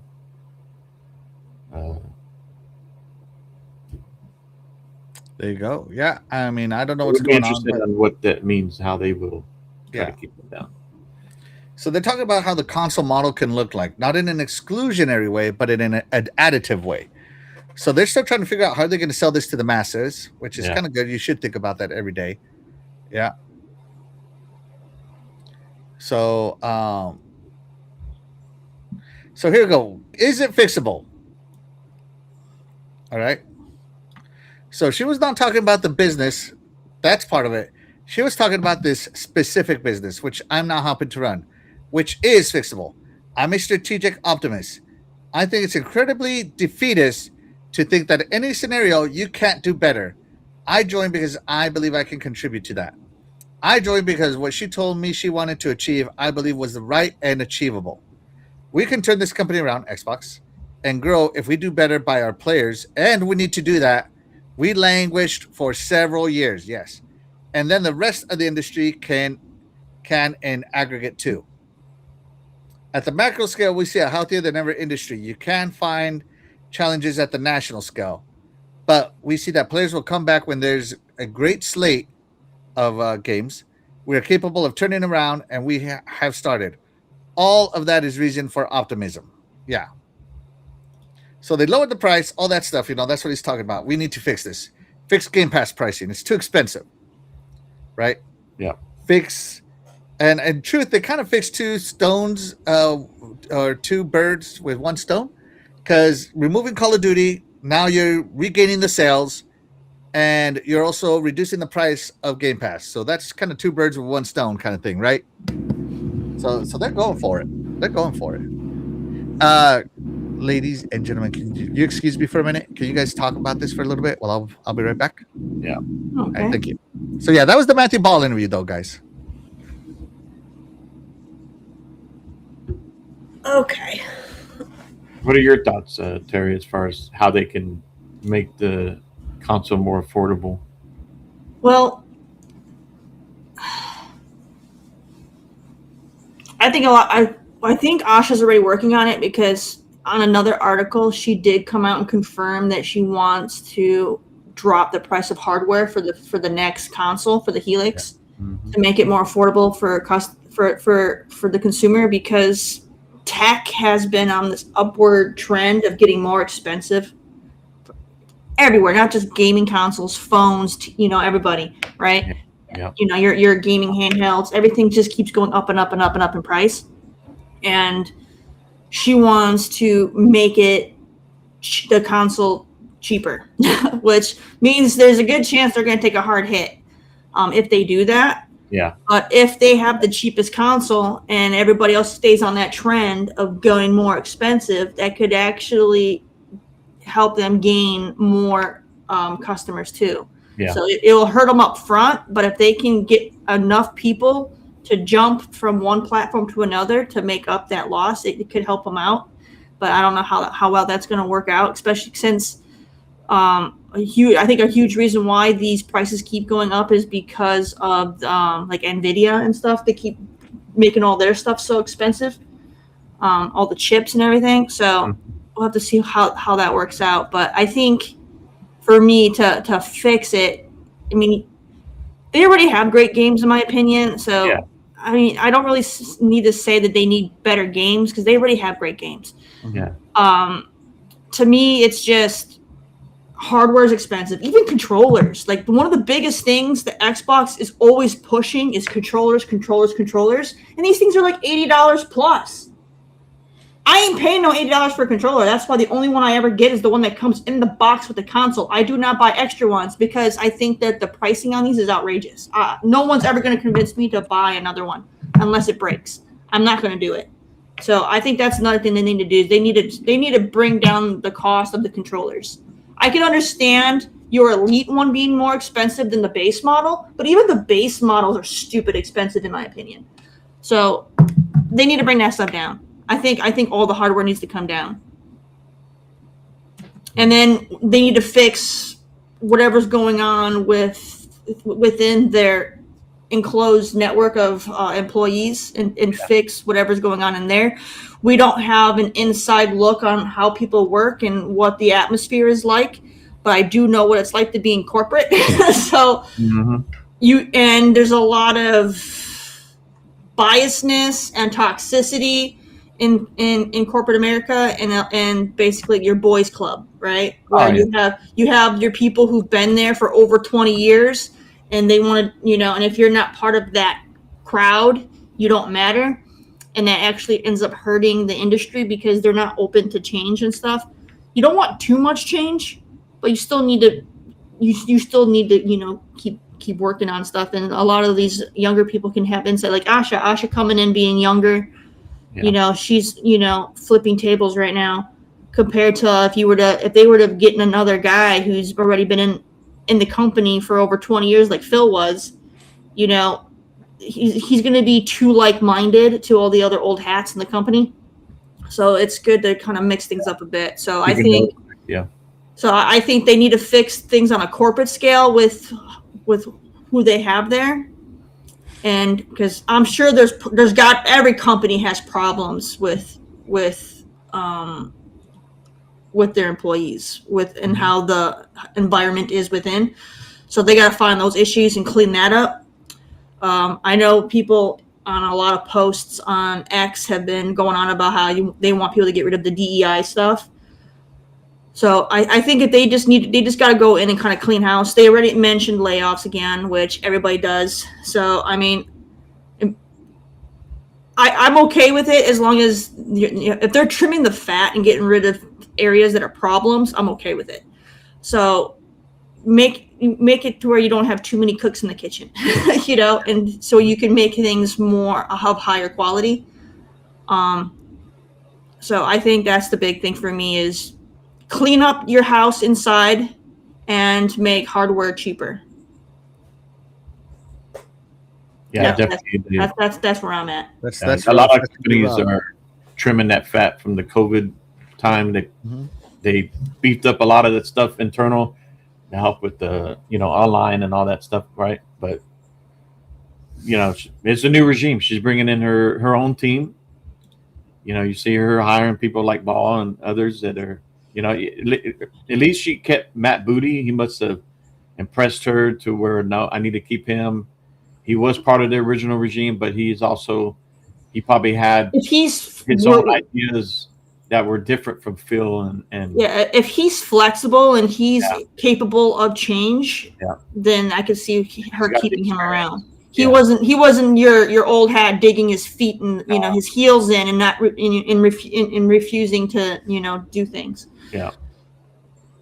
I do agree. I mean, it's interesting because when we'll probably get to that too how they're going to be flexible, as far as the pricing. They're definitely going to have to eat the costs up front. Yeah. To keep it, to me, it's got to be under $800 if they can. You got to be cheaper than the PS6. You got to be cheaper than what the consoles are now somehow. Mm-hmm. I think, part of me is like, they have to sell it not only like this is the next gen console, but they're in the PC market and they got to sell it to that PC market.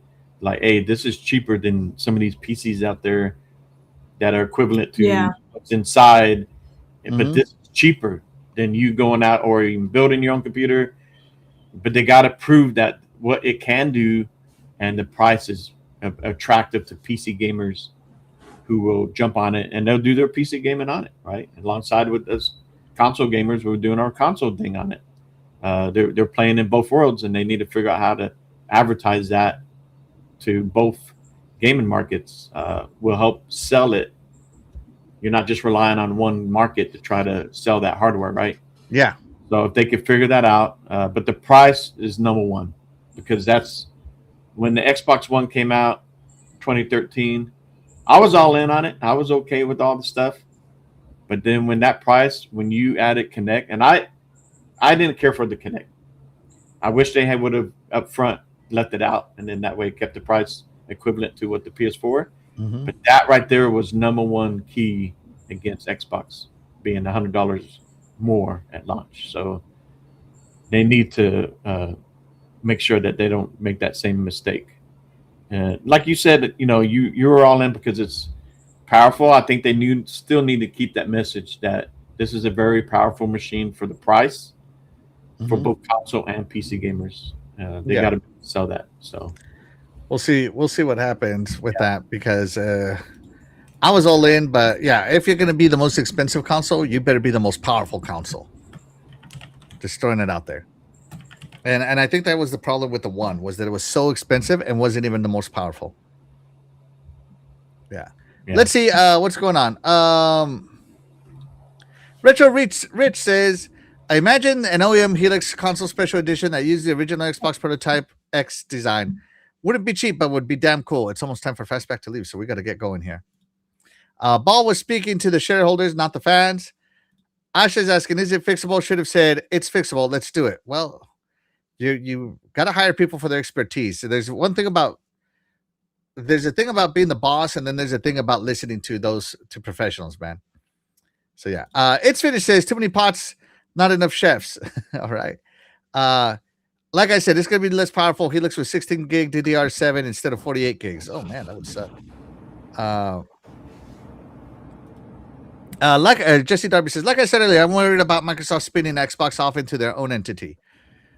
And that would force Xbox into, being like, okay, you're your own entity now. It's up to you whether you live or die. Subsidies are over. And so that would change the Xbox business quite a lot. Yeah. I don't want to get into that. Sorry, Safo. I'm skipping. Let's see. ABK did change a lot, but it also revealed a lot too, right? Remember when Matt Booty was the one that said spend Sony out of business? Yeah, they missed the opportunity. They definitely missed the opportunity on that one. All right, let's move on with this here real quick. Oh, go ahead, Terry. How did they miss their opportunity? Sony's for just talking PlayStation. PlayStation's been on a downward spiral when it comes to game sales. Their sales numbers have been declining every year. That's why they don't ever brag about sales. They always brag about how many consoles they've sold, because that's the only thing they can tout is always sold X many consoles, but no one's playing anything else on them, So they've shot themselves in the foot where people primarily are playing third-party games on their platform, which is, even on Xbox, the majority of people are playing third-party games on Xbox as well. I think it goes for everybody, even PC. It's third-party games, right? Well, PC is 100% third-party, yeah. Yeah, so everybody's third-party, except for maybe Nintendo, right?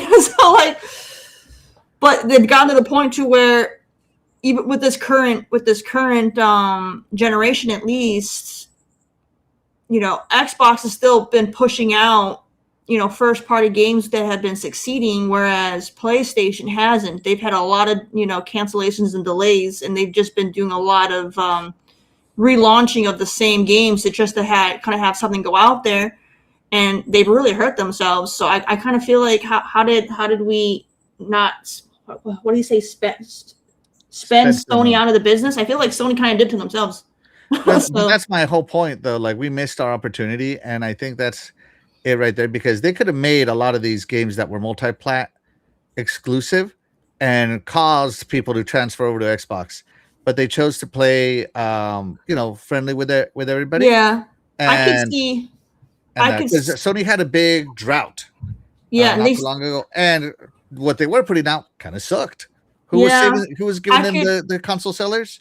Xbox. Yeah, I could see Xbox right now is probably keeping them alive, because the Xbox games have been the best sellers lately on that platform, outside of like your, Fortnite and Call of Duty stuff, right? So, I mean, I guess, it's still good for Xbox, because they're still getting they still get their percent, so it's still good for them. But the same, so I guess if they were to go, if Sony stayed on their current trend, and if Xbox starts to go more exclusivity to, it could potentially kill Sony if they don't change.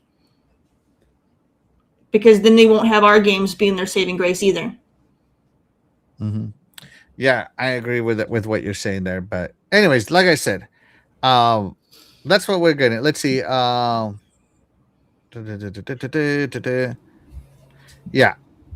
So, that's what Matthew Ball's interview with Stupid Dring was, and I don't care. It's not like me and Dring are ever going to talk, so burn that bridge to the ground. I'm muted on X anyways. So. Yeah, I have him muted on X, and I'm a nobody to him, so trash. Yeah, trash Dring. How does that contribute to gaming? When the people whatever. All right, let's move on to the main show here. Asha Sharma is saying Xbox Reset's coming out. Let's talk about her vision, shall we? The next 100 days, Xbox Reset. So the first 100 days was return to Xbox. Now we're entering the 100 days called Xbox Reset. First things first, right? This is to the team. So she recounts what happened in the first 100 days. So again, the first 100 days, more platform update ships than in the entire previous year. This is true. They've been updating the Xbox platform every 2 weeks. Yeah. Weeks, right? The Xbox Game Pass declined and reversed after 8 months of hemorrhaging players. They started to grow again. They added the player voice channel, right? The 24/7 channel. They brought FanFest back. They have more partners than ever. And exclusives returned. So the first 100 days, she recounted everything that happened. So this was the return to Xbox 100 days. So now we're into the Xbox Reset. Let's talk about Asha's vision. Right? So first off, she defines competition. I'm going to zoom this in a little more so we can see some of it without the rest of it. Okay. So she defines competition, right? She says that 1 billion players engage with Xbox games yearly. 72 billion hours across console, PC, mobile, and streaming, excluding China. Right? Those are rookie numbers, Xbox. You got to pump those numbers up. Come on. I love that shade. But she defines competition, and it's not just consoles. She is going here, right? Going forward, our competition is attention. There are more great games, TV series, franchises, creators, because a lot of people watch their content creators, content formats, apps, etc. than ever before. Okay, so Xbox is competing for your free time, essentially, right? Now, Phil did say this again, so Asha is just repeating it. Super clear, right, Terry? Super clear. Yeah. Super realistic. Yeah. Right? Then she talked about the reality of what she inherited. So she's been there for 100 days, And she's been the boss now. She's had chances to go through the spreadsheets, get people in front of him, tell them to explain to me what you do. Right? And now she's taking they're going to end this year with a 3% accountability margin. In other words, they're only making 3% of Microsoft's money, their division, right? It's down year over year. And this is excluding ABK, right? Even without ABK, they've spent $20 billion on ongoing investments in content. So that's without the ABK. ABK was 69, right? Billion. So even without ABK, they spent 20 bills. Dang. On content, platform, and hardware subsidies. Hardware subsidies, right? Yeah. But our annual revenue has declined $500 million during that time. Going forward, this cannot continue. So they're going to figure it out.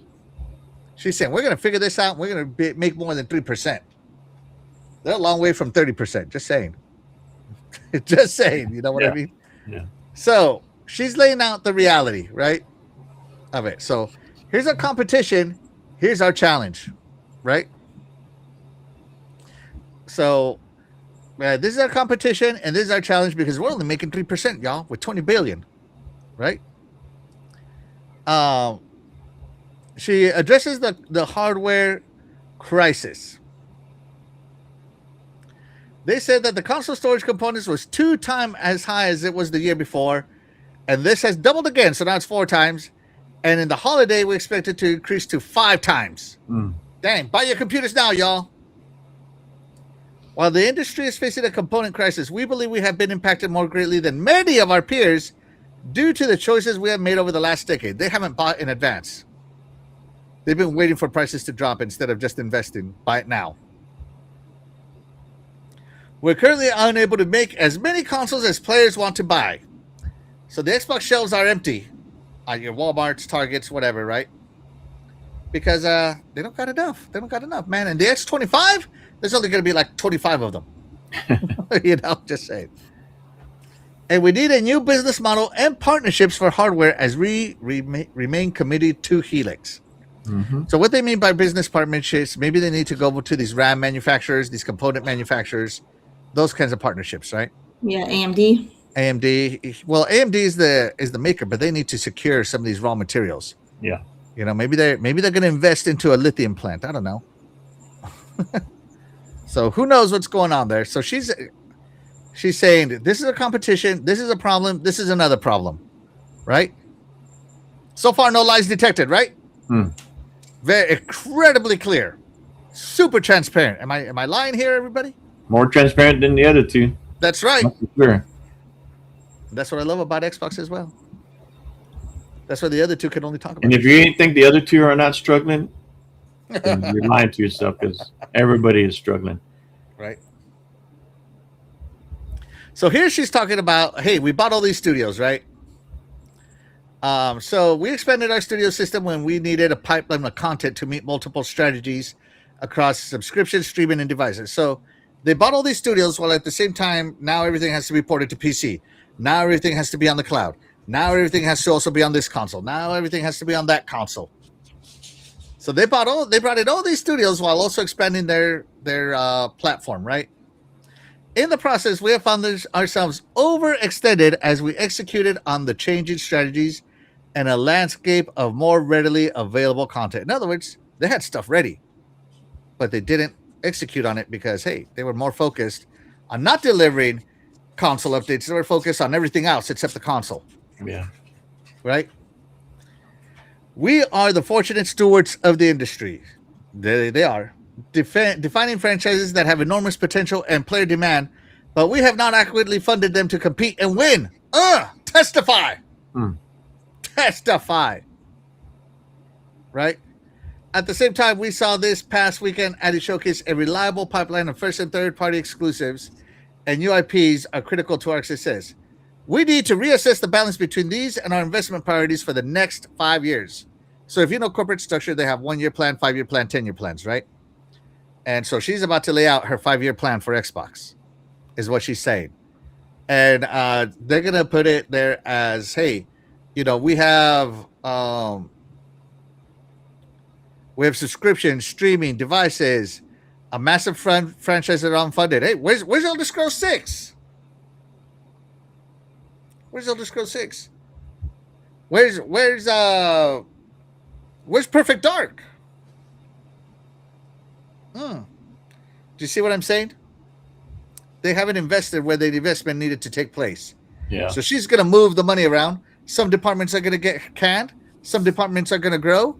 This happens with corporate realignment all the time. Trust me. Departments better have their stuff. Especially if they've been mismanaging and they've been just an endless funnel of money disappearing and not producing anything. Yeah. By the way, guys, this is totally normal to a new boss coming in. When a new boss comes in, you can expect 20% of the employees to be either relocated, reassigned, or let go because they don't want to change. So it happens. This is normal to hiring a new boss. These are numbers that are standard across the industry. Tell me I'm wrong. Yeah. SOT NIST. Atari would have a Fallout tie-in game made in 3 months. Oh! And then it'd be buried like that other one. Yeah. Exactly. Let's see. It's not okay. I'm sorry. Brandon, thank you so much for being here. You are the real MVP. I do not understand what you're saying. I am sorry. I apologize. Comically, what is this name? Comically inclined. Comically inclined. Okay. Comically inclined says, such as recent statements about Xbox does not give me confidence on the brand future. Why not? He's being clear. SOT NIST. This cannot continue. Like the little robot in Nier Automata said. Yeah.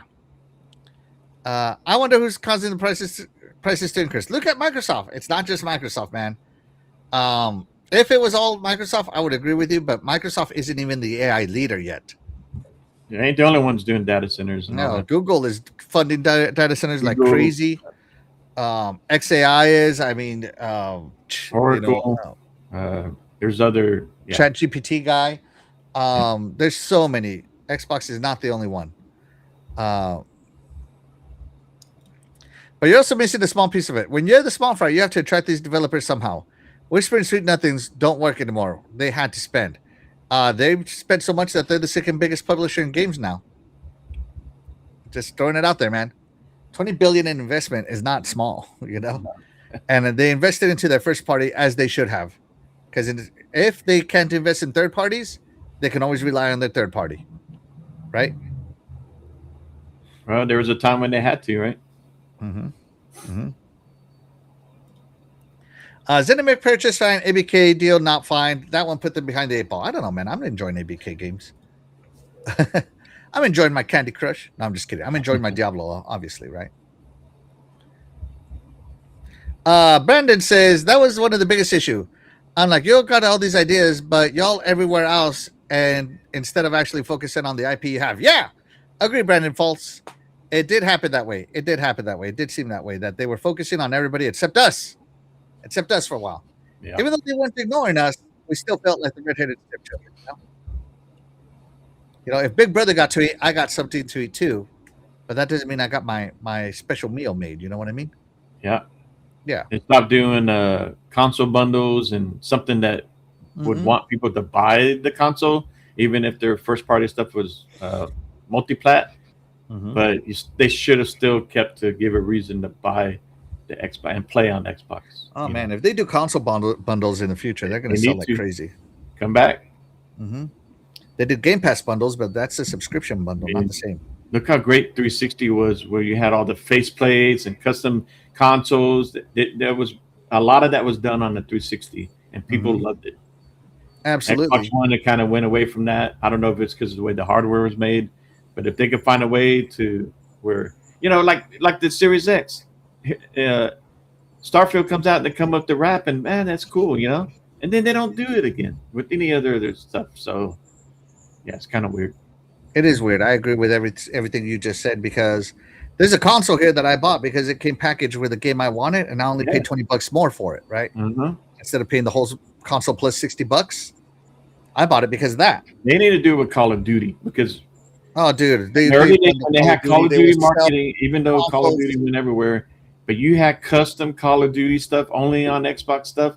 They need to bundle with a copy of Call of Duty Modern Warfare 4. Oh, fly off the shelves. The majority of those Call of Duty players to say, "Oh, I need to get an Xbox to play Call of Duty."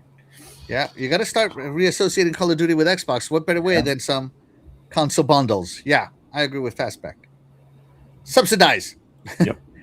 They've been trying to put most of their biggest IPs on the back burner for years. Spent most of your time just focusing on Game Pass. Unfortunately, they forgot they have a console and trying to turn. Yeah, I agree with you, Brandon, right here. 100%. Yeah. So she's talking about it right here. They expanded all this stuff. They got overexpanded. They have not adequately funded it to compete and win. Keyword here. Compete and win. Right? They're not playing Kumbaya no more. It's compete. You want competition? Let us have competition, right? So yeah. And then the fifth point, our content platform structure is not built for the battle ahead. So the platform infrastructure has failed. It has failed, right? As much as that sucks to hear, it is the reality, right? So our systems are overly complex, spanning hundreds of dependencies, which hinders our ability to move fast. Okay, so first, I'm going to say Unreal Engine is probably part of this part right here. When you don't own your game engine and you're always having to rely on third-party support, what do you think it's doing? It's eating away at that budget, right? Yeah. You got to call tech support, schedule a time. I am down until tech support gets me. I use engineering software where I work, and when that software malfunctions or I can't get it to do something that I know it can do, and I got to call the developers, right, on it, I have to wait 2 days before I get a reply back. So I'm stalled for 2 days. That sucks.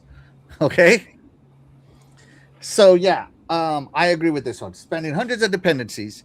So, my Xbox must have licensed out their, like, oh, we don't control the game engine. We don't control the physics engine. We don't control the whatever engine.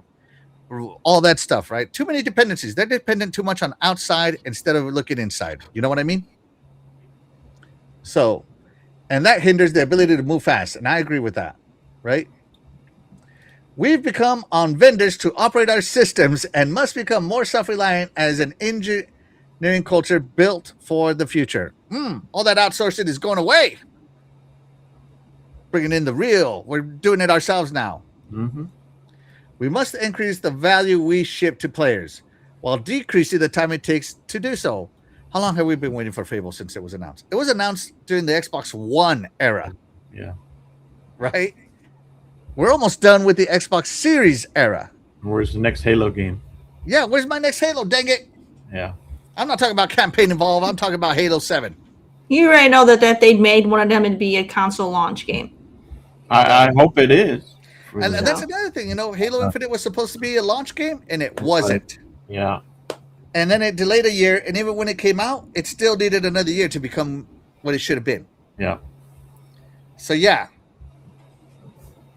Yeah, they are too dependent, right? Going forward, we'll evolve and rebuild our stack and look at capabilities across all of Xbox and potential, what is this? Something in acquisitions. Yeah. I forget what the M stands for, but the A is acquisitions. Is it like market? Possibly. To help us win in hardware, PC, mobile, and streaming. Yeah, so hold on, let me ask AI here. They're saying mergers.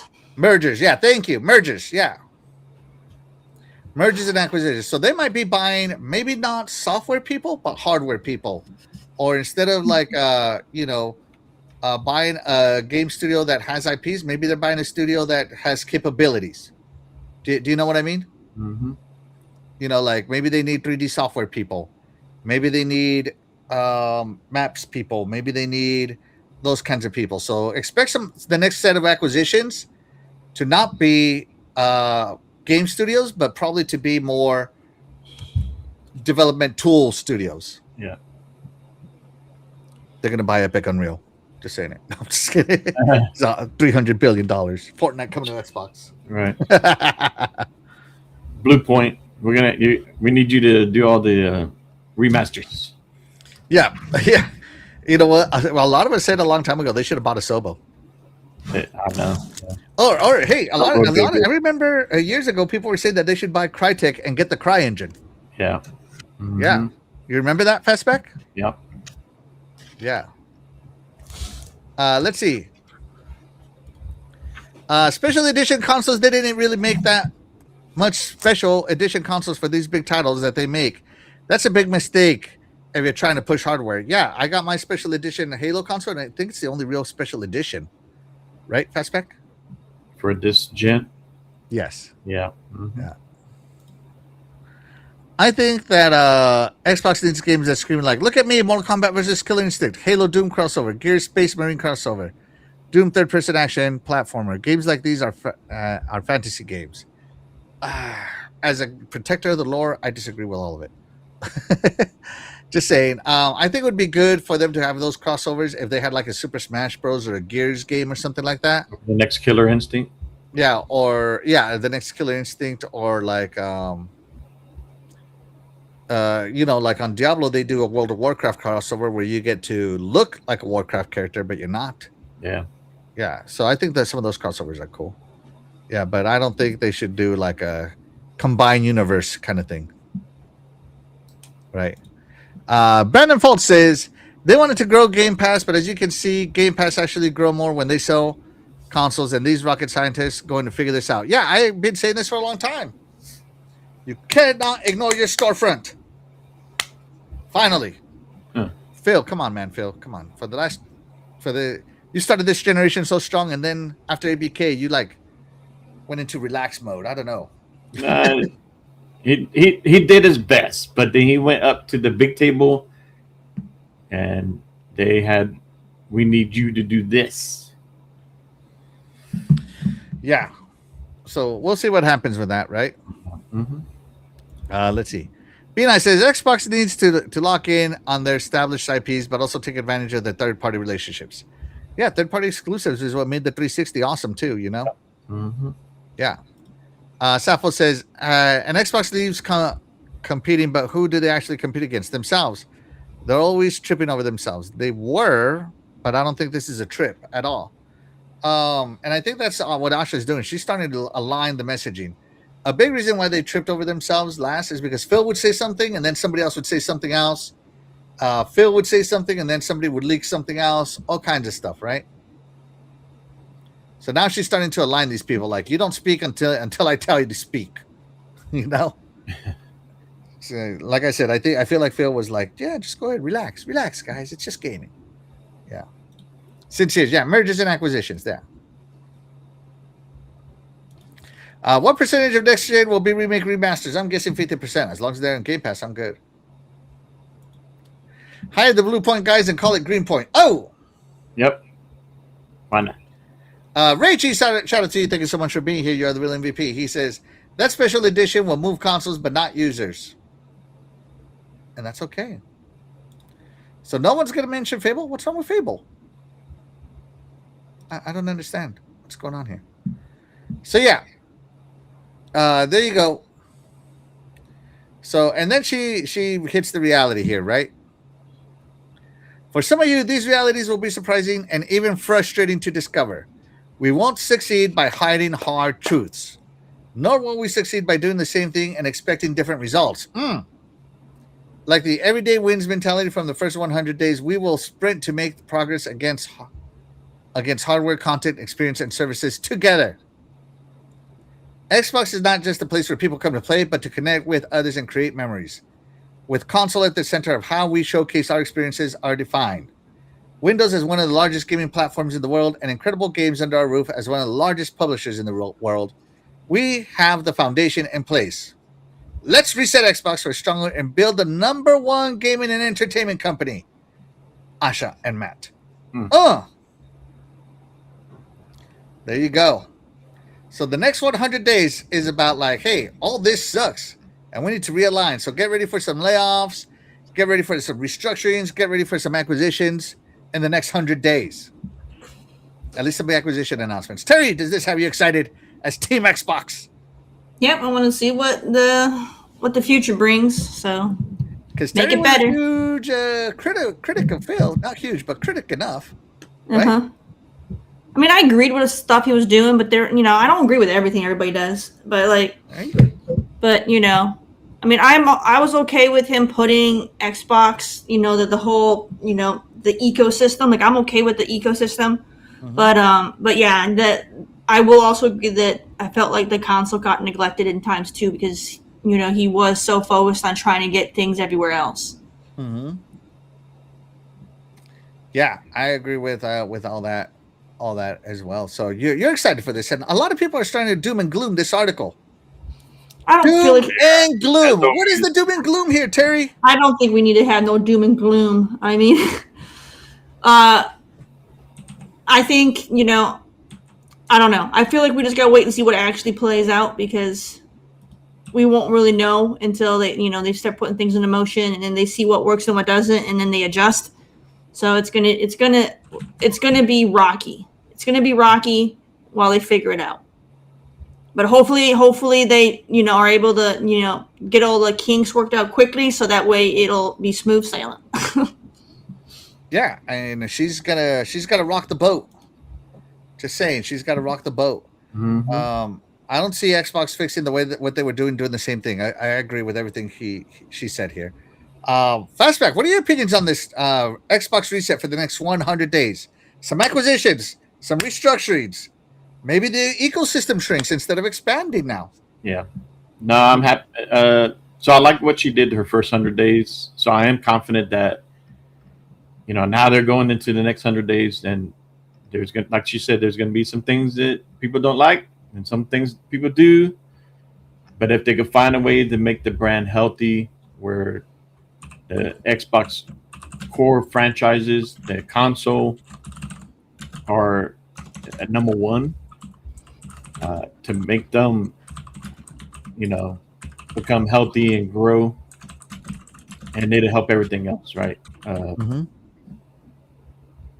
Like I said before, starting off with, Gears, the next game, and then exclusive, they're going to find ways to, help improve the overall feel of Xbox, and you got to do it with your big franchises. And then you got to make the console important. To give people a reason to buy it. So I think a lot of these studios, I think Coalition, Obsidian, and NXIL, they have confidence in their game to make it exclusive. Double Fine and so on. The ones that have been doing a good job and have proven themselves, those are the ones they're gonna take care of. And they may have to go to them to okay, what do we need to do to help these other studios under our belt for them to be efficient? They got to, number one thing, you got to put out a good game, right? You can't Absolutely. just put out a game. Hey, I got it done in 100 days that you wanted, but it doesn't sell. And they have to be realistic. What are your big franchise ones? We're going to have to put money into them, but they need to prove to us that they got something good here. You're going to have games that are, okay, they're AA or whatever, indie, that's fine. Those are going to be multi-plat or whatever it is. They just got to figure it out, right? Yeah. So I'm confident in them to what they need to do to restructure things going for the next 100 days. I'm excited. Here we're coming up to the 25th anniversary in November. We got Gamescom. What are they going to announce there? Are they going to reveal the full reveal of the Helix this year, or are they going to wait till next year? I don't know, but they've done a real good job communicating back to the community, to people out there. And then when you got people out there trying to spin things, they're moving the goalposts. They had a good Xbox showcase. She's being real, she said, but she's also trying to say, look, we are trying to improve Xbox, and this and that going forward. but yet people want to spin it and say, I don't know if it was Ball. Oh, he wants to put ads in games, right? Mm-hmm. Saw that Ball, Matthew Ball, yeah. That's not what he said. And then you got people trying to spin this. Oh, it looks like they're setting things up so they could sell Xbox. Microsoft could sell Xbox. I'm like, really, people? Yeah, that's not what they said at all. She said the next 100 days, this is what their plan is, and you're not going to give them the benefit of doubt to let them be objective and let them prove to us what they're going to do. No, people just want to spin it so they can clickbait and get views on their stupid channels. Mm-hmm. So people just, as far as gamers, this is all cool stuff, but we got to let these people cook. We got to let them. Phil, people can disagree or agree or whatever with Phil, but I think Phil did a good job by bringing Xbox, building that foundation. Like she said here at the end, they got a good foundation, right? They've been acquired studios. They've done real good as far as the hardware, as the power, and this and that, blah blah. You know, what's the name? Ronald's real good R&D. Mm-hmm. Now they just need to build the CEO of Next Gen or something like that. Tear down some walls. Yeah, they need to repaint some rooms, and they've already kind of done that. They took the Microsoft gaming studio stuff off the walls, and they put back the Xbox. Yeah. So we got to give them the let's see what they do in the next 100 days, and then go from there. Absolutely. And gamers, you don't get so caught up in all this stuff.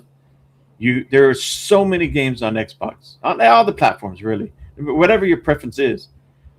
But there's more than enough games in Game Pass, or if you don't want a Game Pass, you can buy. You can buy any of them. You got a Series X, you got a Series S.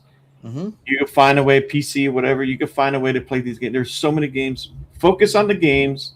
Play the ones you like. Let's see what these guys do in the next 100 days, and hopefully they keep bringing us good games. And remember, we can say whatever we want as fans of the brand here. But even Asha herself has said they are going to earn their players. They have to, yeah. Yeah, you know, she said, we are going to earn it, not us. You know, we can sit here and love it and tell you, get an Xbox. But at the end of the day, it's not our job to sell Xbox. It's their job to sell Xbox. Yeah. And she is all about it. So I'm really happy about that. Yeah. So, yeah. Yeah. Let's get too caught up in the whole selling stuff like that. Like, focus on the games. Play the games. Whatever happens, look, like what happened to Sega, let's say Microsoft does sell Xbox. Let's say Amazon. Who's going to buy them? They just bought a whole publisher for $60-something billion. Who's going to go buy Xbox, and how much is that going to cost? $300 billion? $500 billion? Who's got the money to do that? Really, seriously. It's either Amazon or Tencent or what's the big one? The Embracer. Amazon, Tencent, and Embracer are going to have to merge to buy Xbox. I don't see them doing that. Sorry. We'll see. Play your games, people.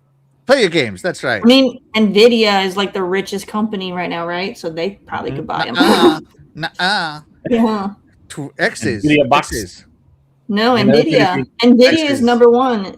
No, and if they buy them, over $1 trillion now. Xbox is going to be stream only online. That's right. Yeah. The GeForce Now brought to you by Xbox. Anyways, let's see. I gotta head out. Yes, Fastback. Thank you so much, buddy. Take it easy, brother. Yeah, that was real good.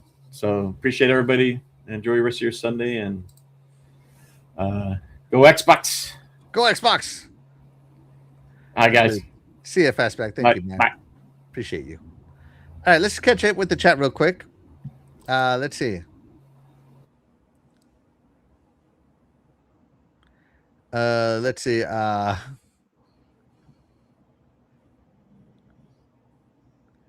Oh man, people are hitting on Phil over here. Brandon says that's why they say not everyone is made to run the company. Now you see Phil work for Microsoft, but he was never the main guy. So now you see why. No, I think Phil did a really good job. He grew Xbox. He set the foundation that Asha's taken over for. And without that foundation, Asha would probably be taking over a different kind of Xbox. But I love the Xbox and where it is. And just knowing that it's going to get better gets me hyped. It gets me hyped, man. Yeah. It gets me hyped. Shout out to Pooski. Shout out to Pooski. Thank you so much for being here. You are the real MVP. Why wouldn't the new regime make huge changes with how the old regime was?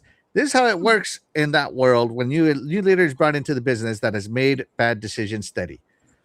Yeah, I mean, even if it wasn't, let's just pretend, he left it in the highest state ever and she inherited it in the highest state. It's her job to take it even higher. That's the way these corporate folks are. Yep. I mean, that's the way it is, right? There's never enough growth, never enough profit. It's always more, more, more. That's right. That's right. It's never enough. Right, Terry? Never enough. The hunger will never be satiated. Right. Let's see. What do you guys think about the Asus Li20 handheld? Really want one, but the price might be a bit too much. Oh man, it looks great. It looks fantastic, but I agree with you. The price is too much, but I love that black and gold. Yeah, love it.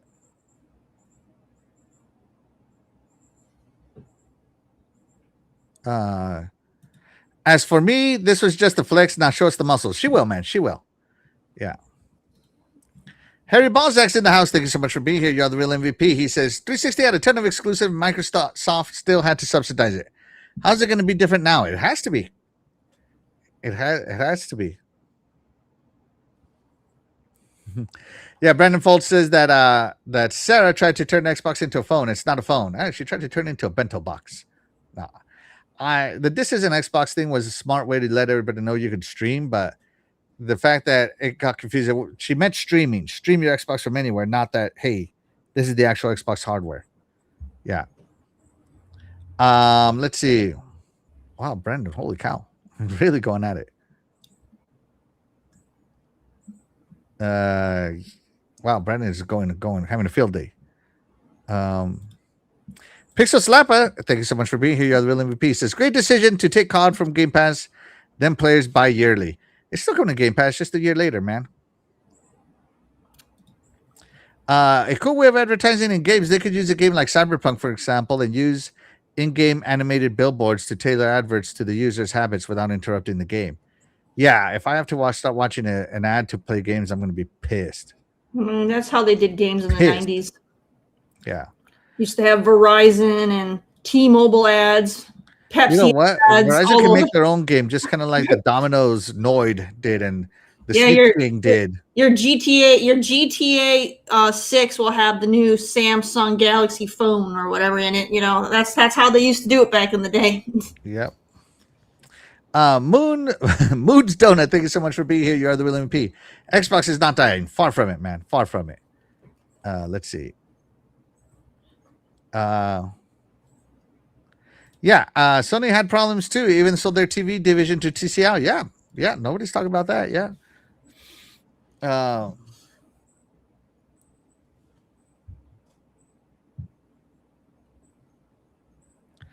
So Brandon says that Phil and Sarah almost killed off the Xbox brand. They did a horrible job. Y'all need to call a spade a spade. I don't think they did a horrible job. I personally think they did damage to the brand that's going to take a decade to repair, and I have called it out. If you listen to me, I was pissed. Terry and I were yelling at each other. We went at it. Terry and I went at it. We both left that show pissed. Right? I don't think they did a horrible job. I think they were hits and misses, but I don't think they did a horrible job. I think they tried something that no one else tried before, and I was against it, and so were a lot of people, and a lot of people were for it. And at the end of the day, the spreadsheets have now come back, and it looks like it was a bad decision for the brand. Not for the money, for the brand, okay? But that's business. That's business, though. You have to take risks to win big, and sometimes the risk doesn't pay off. So absolutely. Yeah. Yeah. Sappho says, you know what's sad? People still think you need an Xbox to enjoy Xbox. They need to, they got to clear up that messaging, but we'll see. We'll see what happens. So, Asha's vision is there, right? But then the boss's boss spoke. The boss's boss spoke, Terry. Mr. Big. Satya supports the Xbox reset. So, Satya was talking to, Hard Fork Live. And I'm not kidding with that name, okay? He was at a panel called Hard Fork Live. And they asked him questions, but you got to remember, Satya's an investors guy. He's answering it from the point of the investors. He looks like an egghead here. I'm sorry, man. Something. Come on, man. All right, here we go. So he said. So some of the things he said. Xbox has been subsidized for too long. Satya said nobody can accuse Microsoft of not having invested for the last 25 years. And we now have to turn this into a sustainable business that delivers what is fundamentally one of the best sources of entertainment still. So they crank the money in, and now they need to turn it into sustainable business. Sorry. Right?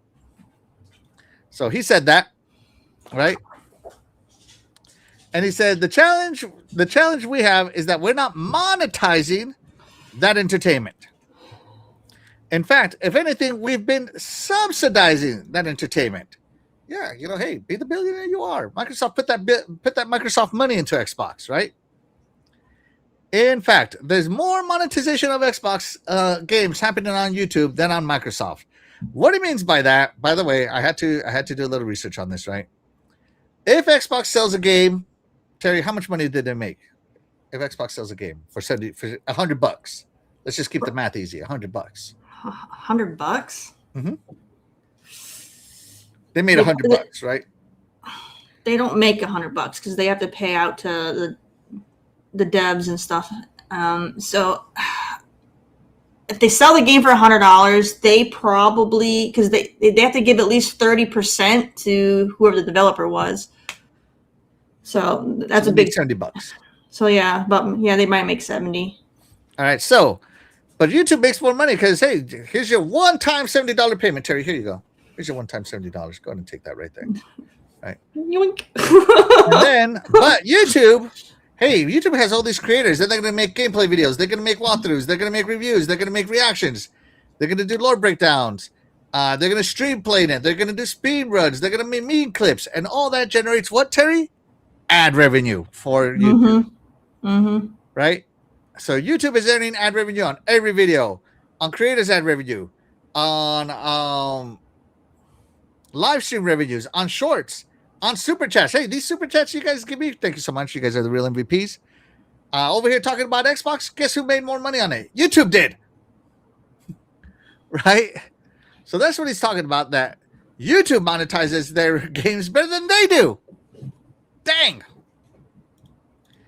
That doesn't mean we go do things that are unnatural. In other words, they're not going to suddenly make games YouTube-like. We want to do what is really our job, which is to build great games, build great hardware, but we've got to do it in an economical, sustainable way, right? So that's what he's talking about, right? They're going to stop being subsidized and start making some real money. Remember, in the last quarterly profit thing we said, Microsoft, the games system, was the only one that was not really making money. Only one out of all the divisions. Imagine being the one that's not making money. Dang, Satya's had enough of that. Right. So then Microsoft followed up by highlighting that Asha Sharma is using the next 100 days to take a fresh look at the business. Right. And he says, I think we have to find ways to deliver the games in which it is economically relevant for the consumer and for us. Again, just making that money, right?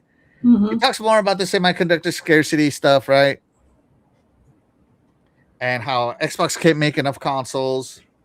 So he's talking about what's the Xbox model going forward.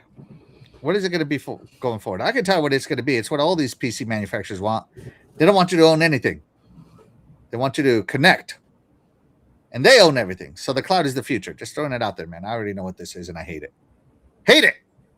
But it is what it is, right? It is what it is.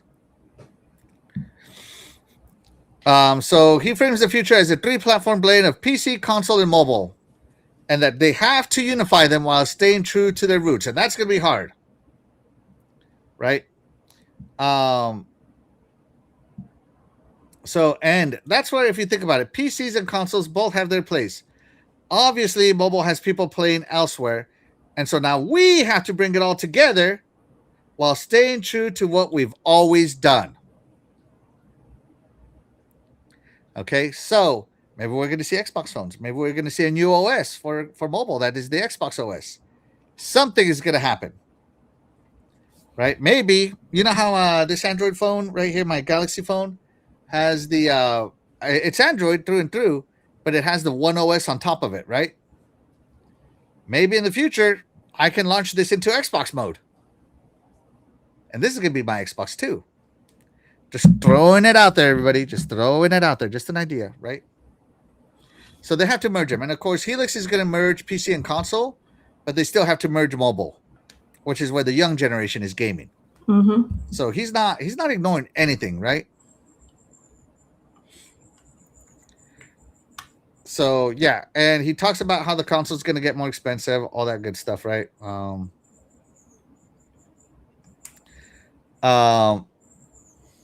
This was also that he supports the reevaluating the business, fix the economics, rebuild the model, and make Xbox sustainable. Everything Asha did. So Asha and Satya, they're like this. They're right on there, right? They're aligning the team. They're not against each other, and you really can't be, right? But they're gonna figure it out. So another thing that isn't mentioned in this article, but was part of the Fork interview, he doesn't want to shut down Xbox. He said multiple times in the interview, he said Xbox is a core pillar of Microsoft's consumer strategy. Do you shut down your core pillars? No. Terry, you're gonna take off one of your fuel rods? Hell no. He believes first party content is the key differentiator. So he said he has repeatedly said that Microsoft must earn players through great games, not just services. So he backs up Satya, what Asha said. Satya backs up Asha. And he wants Xbox to be a platform, not just a console. That's right here. PC, console, cloud, mobile, all that good stuff, right? And he is frustrated with the slow execution. He did first say that he is frustrated with the slow execution. Other things he said in the interview, not shown here. The PC integration, the mobile strategy, the cloud infrastructure, the first party output. Again, let's go back to these this 100 days. Let's take a look at this one right here. No. We needed a pipeline of content to meet multiple strategies across subscription, streaming, and devices. In the process, we found ourselves overextended. So he thinks that this has taken way too long, and they need to merge that bad boy. You know what I mean? So yeah.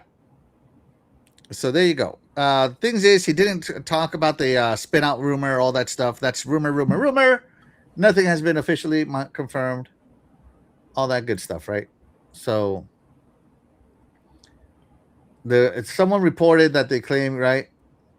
Someone at the informant. I don't even know what the hell the informant is. They're just someone that wanted to get owned, right? Wants to get their clicks. So I don't believe it's a viable rumor at all. Everything Satya and everything Asha is saying does not support the spin out rumor, right? So addressing that real quick. But yeah, there you go. Both Satya and Asha are on the same page for the next 100 days. And we'll see what happens, right? So we will see what happens with that. What do you think, Terry? I mean, Satya backed it up. He backed it up. He supports the reset, which is good, right? It's always good to have the support of your boss. Yeah, I mean, he's been able to observe what stuff hasn't been working out, so he knows where the issues are. So make those tweaks, make it work. I'm all for it.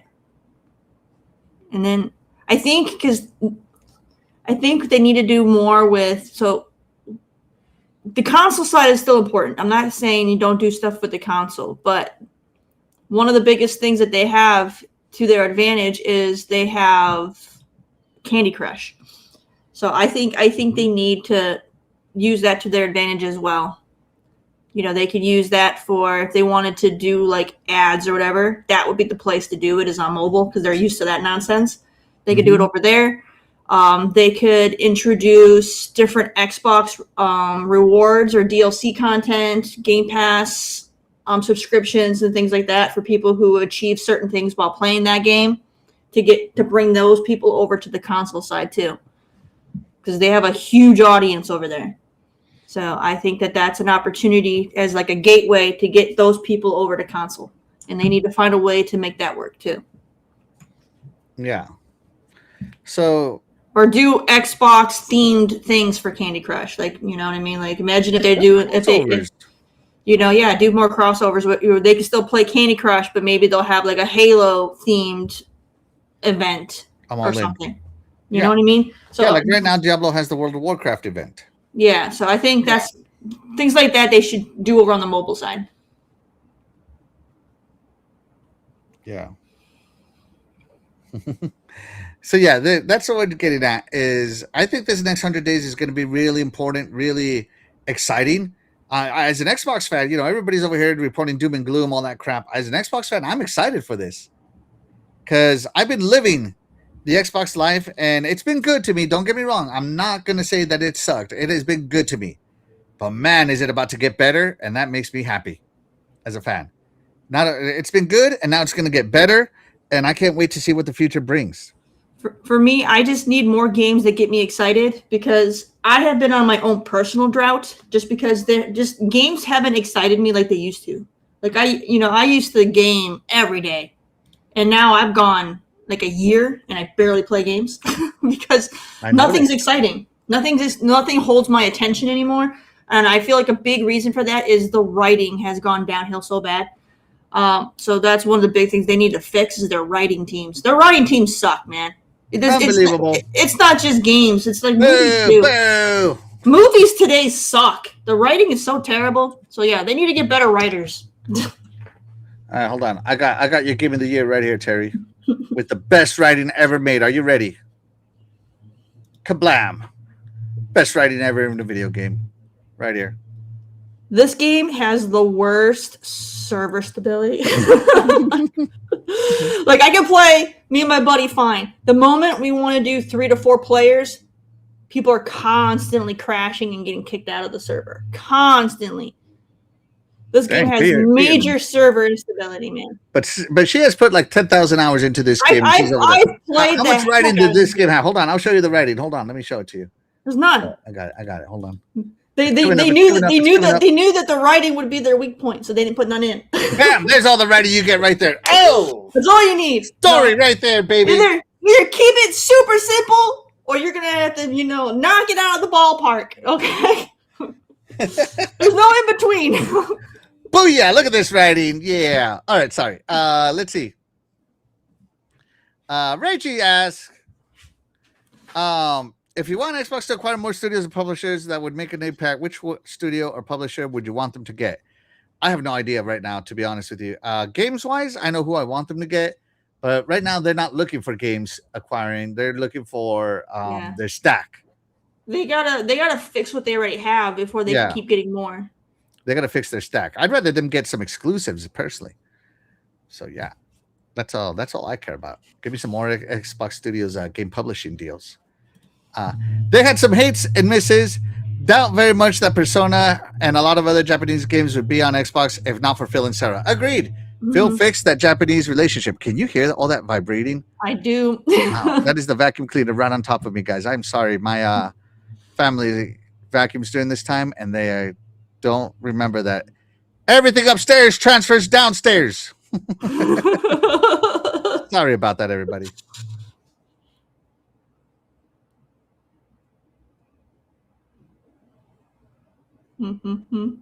Brandon says console wasn't making money because Phil and Sarah decided to stop making the console but keep trying to push some Game Pass. Like, I guess that was reaching out to the PC market. The PC market, yeah. It's a huge market to grab, though. Huge market. It is massive. There's 3 billion gamers there.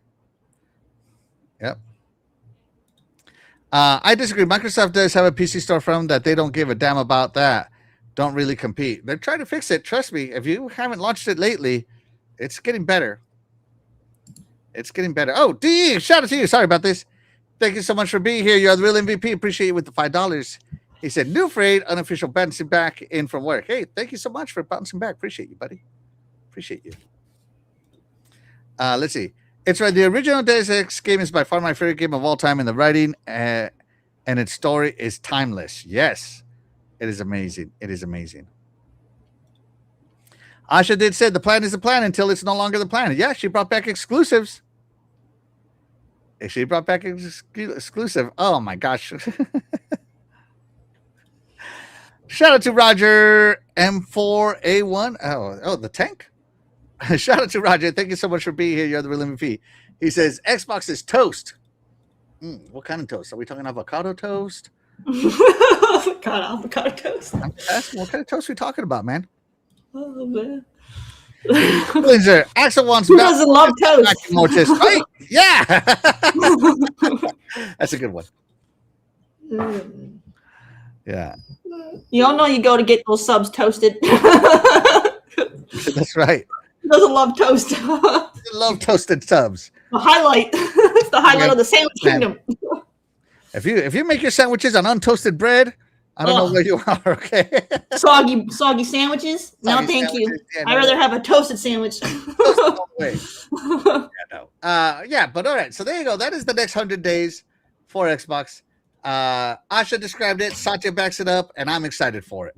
I'm not doom and gloom like a certain reporter is. Lots of them, actually. Yeah, lots of them. Like a certain reporter whose name rhymes with Wam Tarin. Okay. I'm not doom and glooming over here. All right. I'm not doom and glooming. I'm looking forward to the change and seeing what happens. So yeah. Anything else you want to talk about today, Terry? No, I think we're good. You were thinking about being here, but thank you so much for being here. Yep.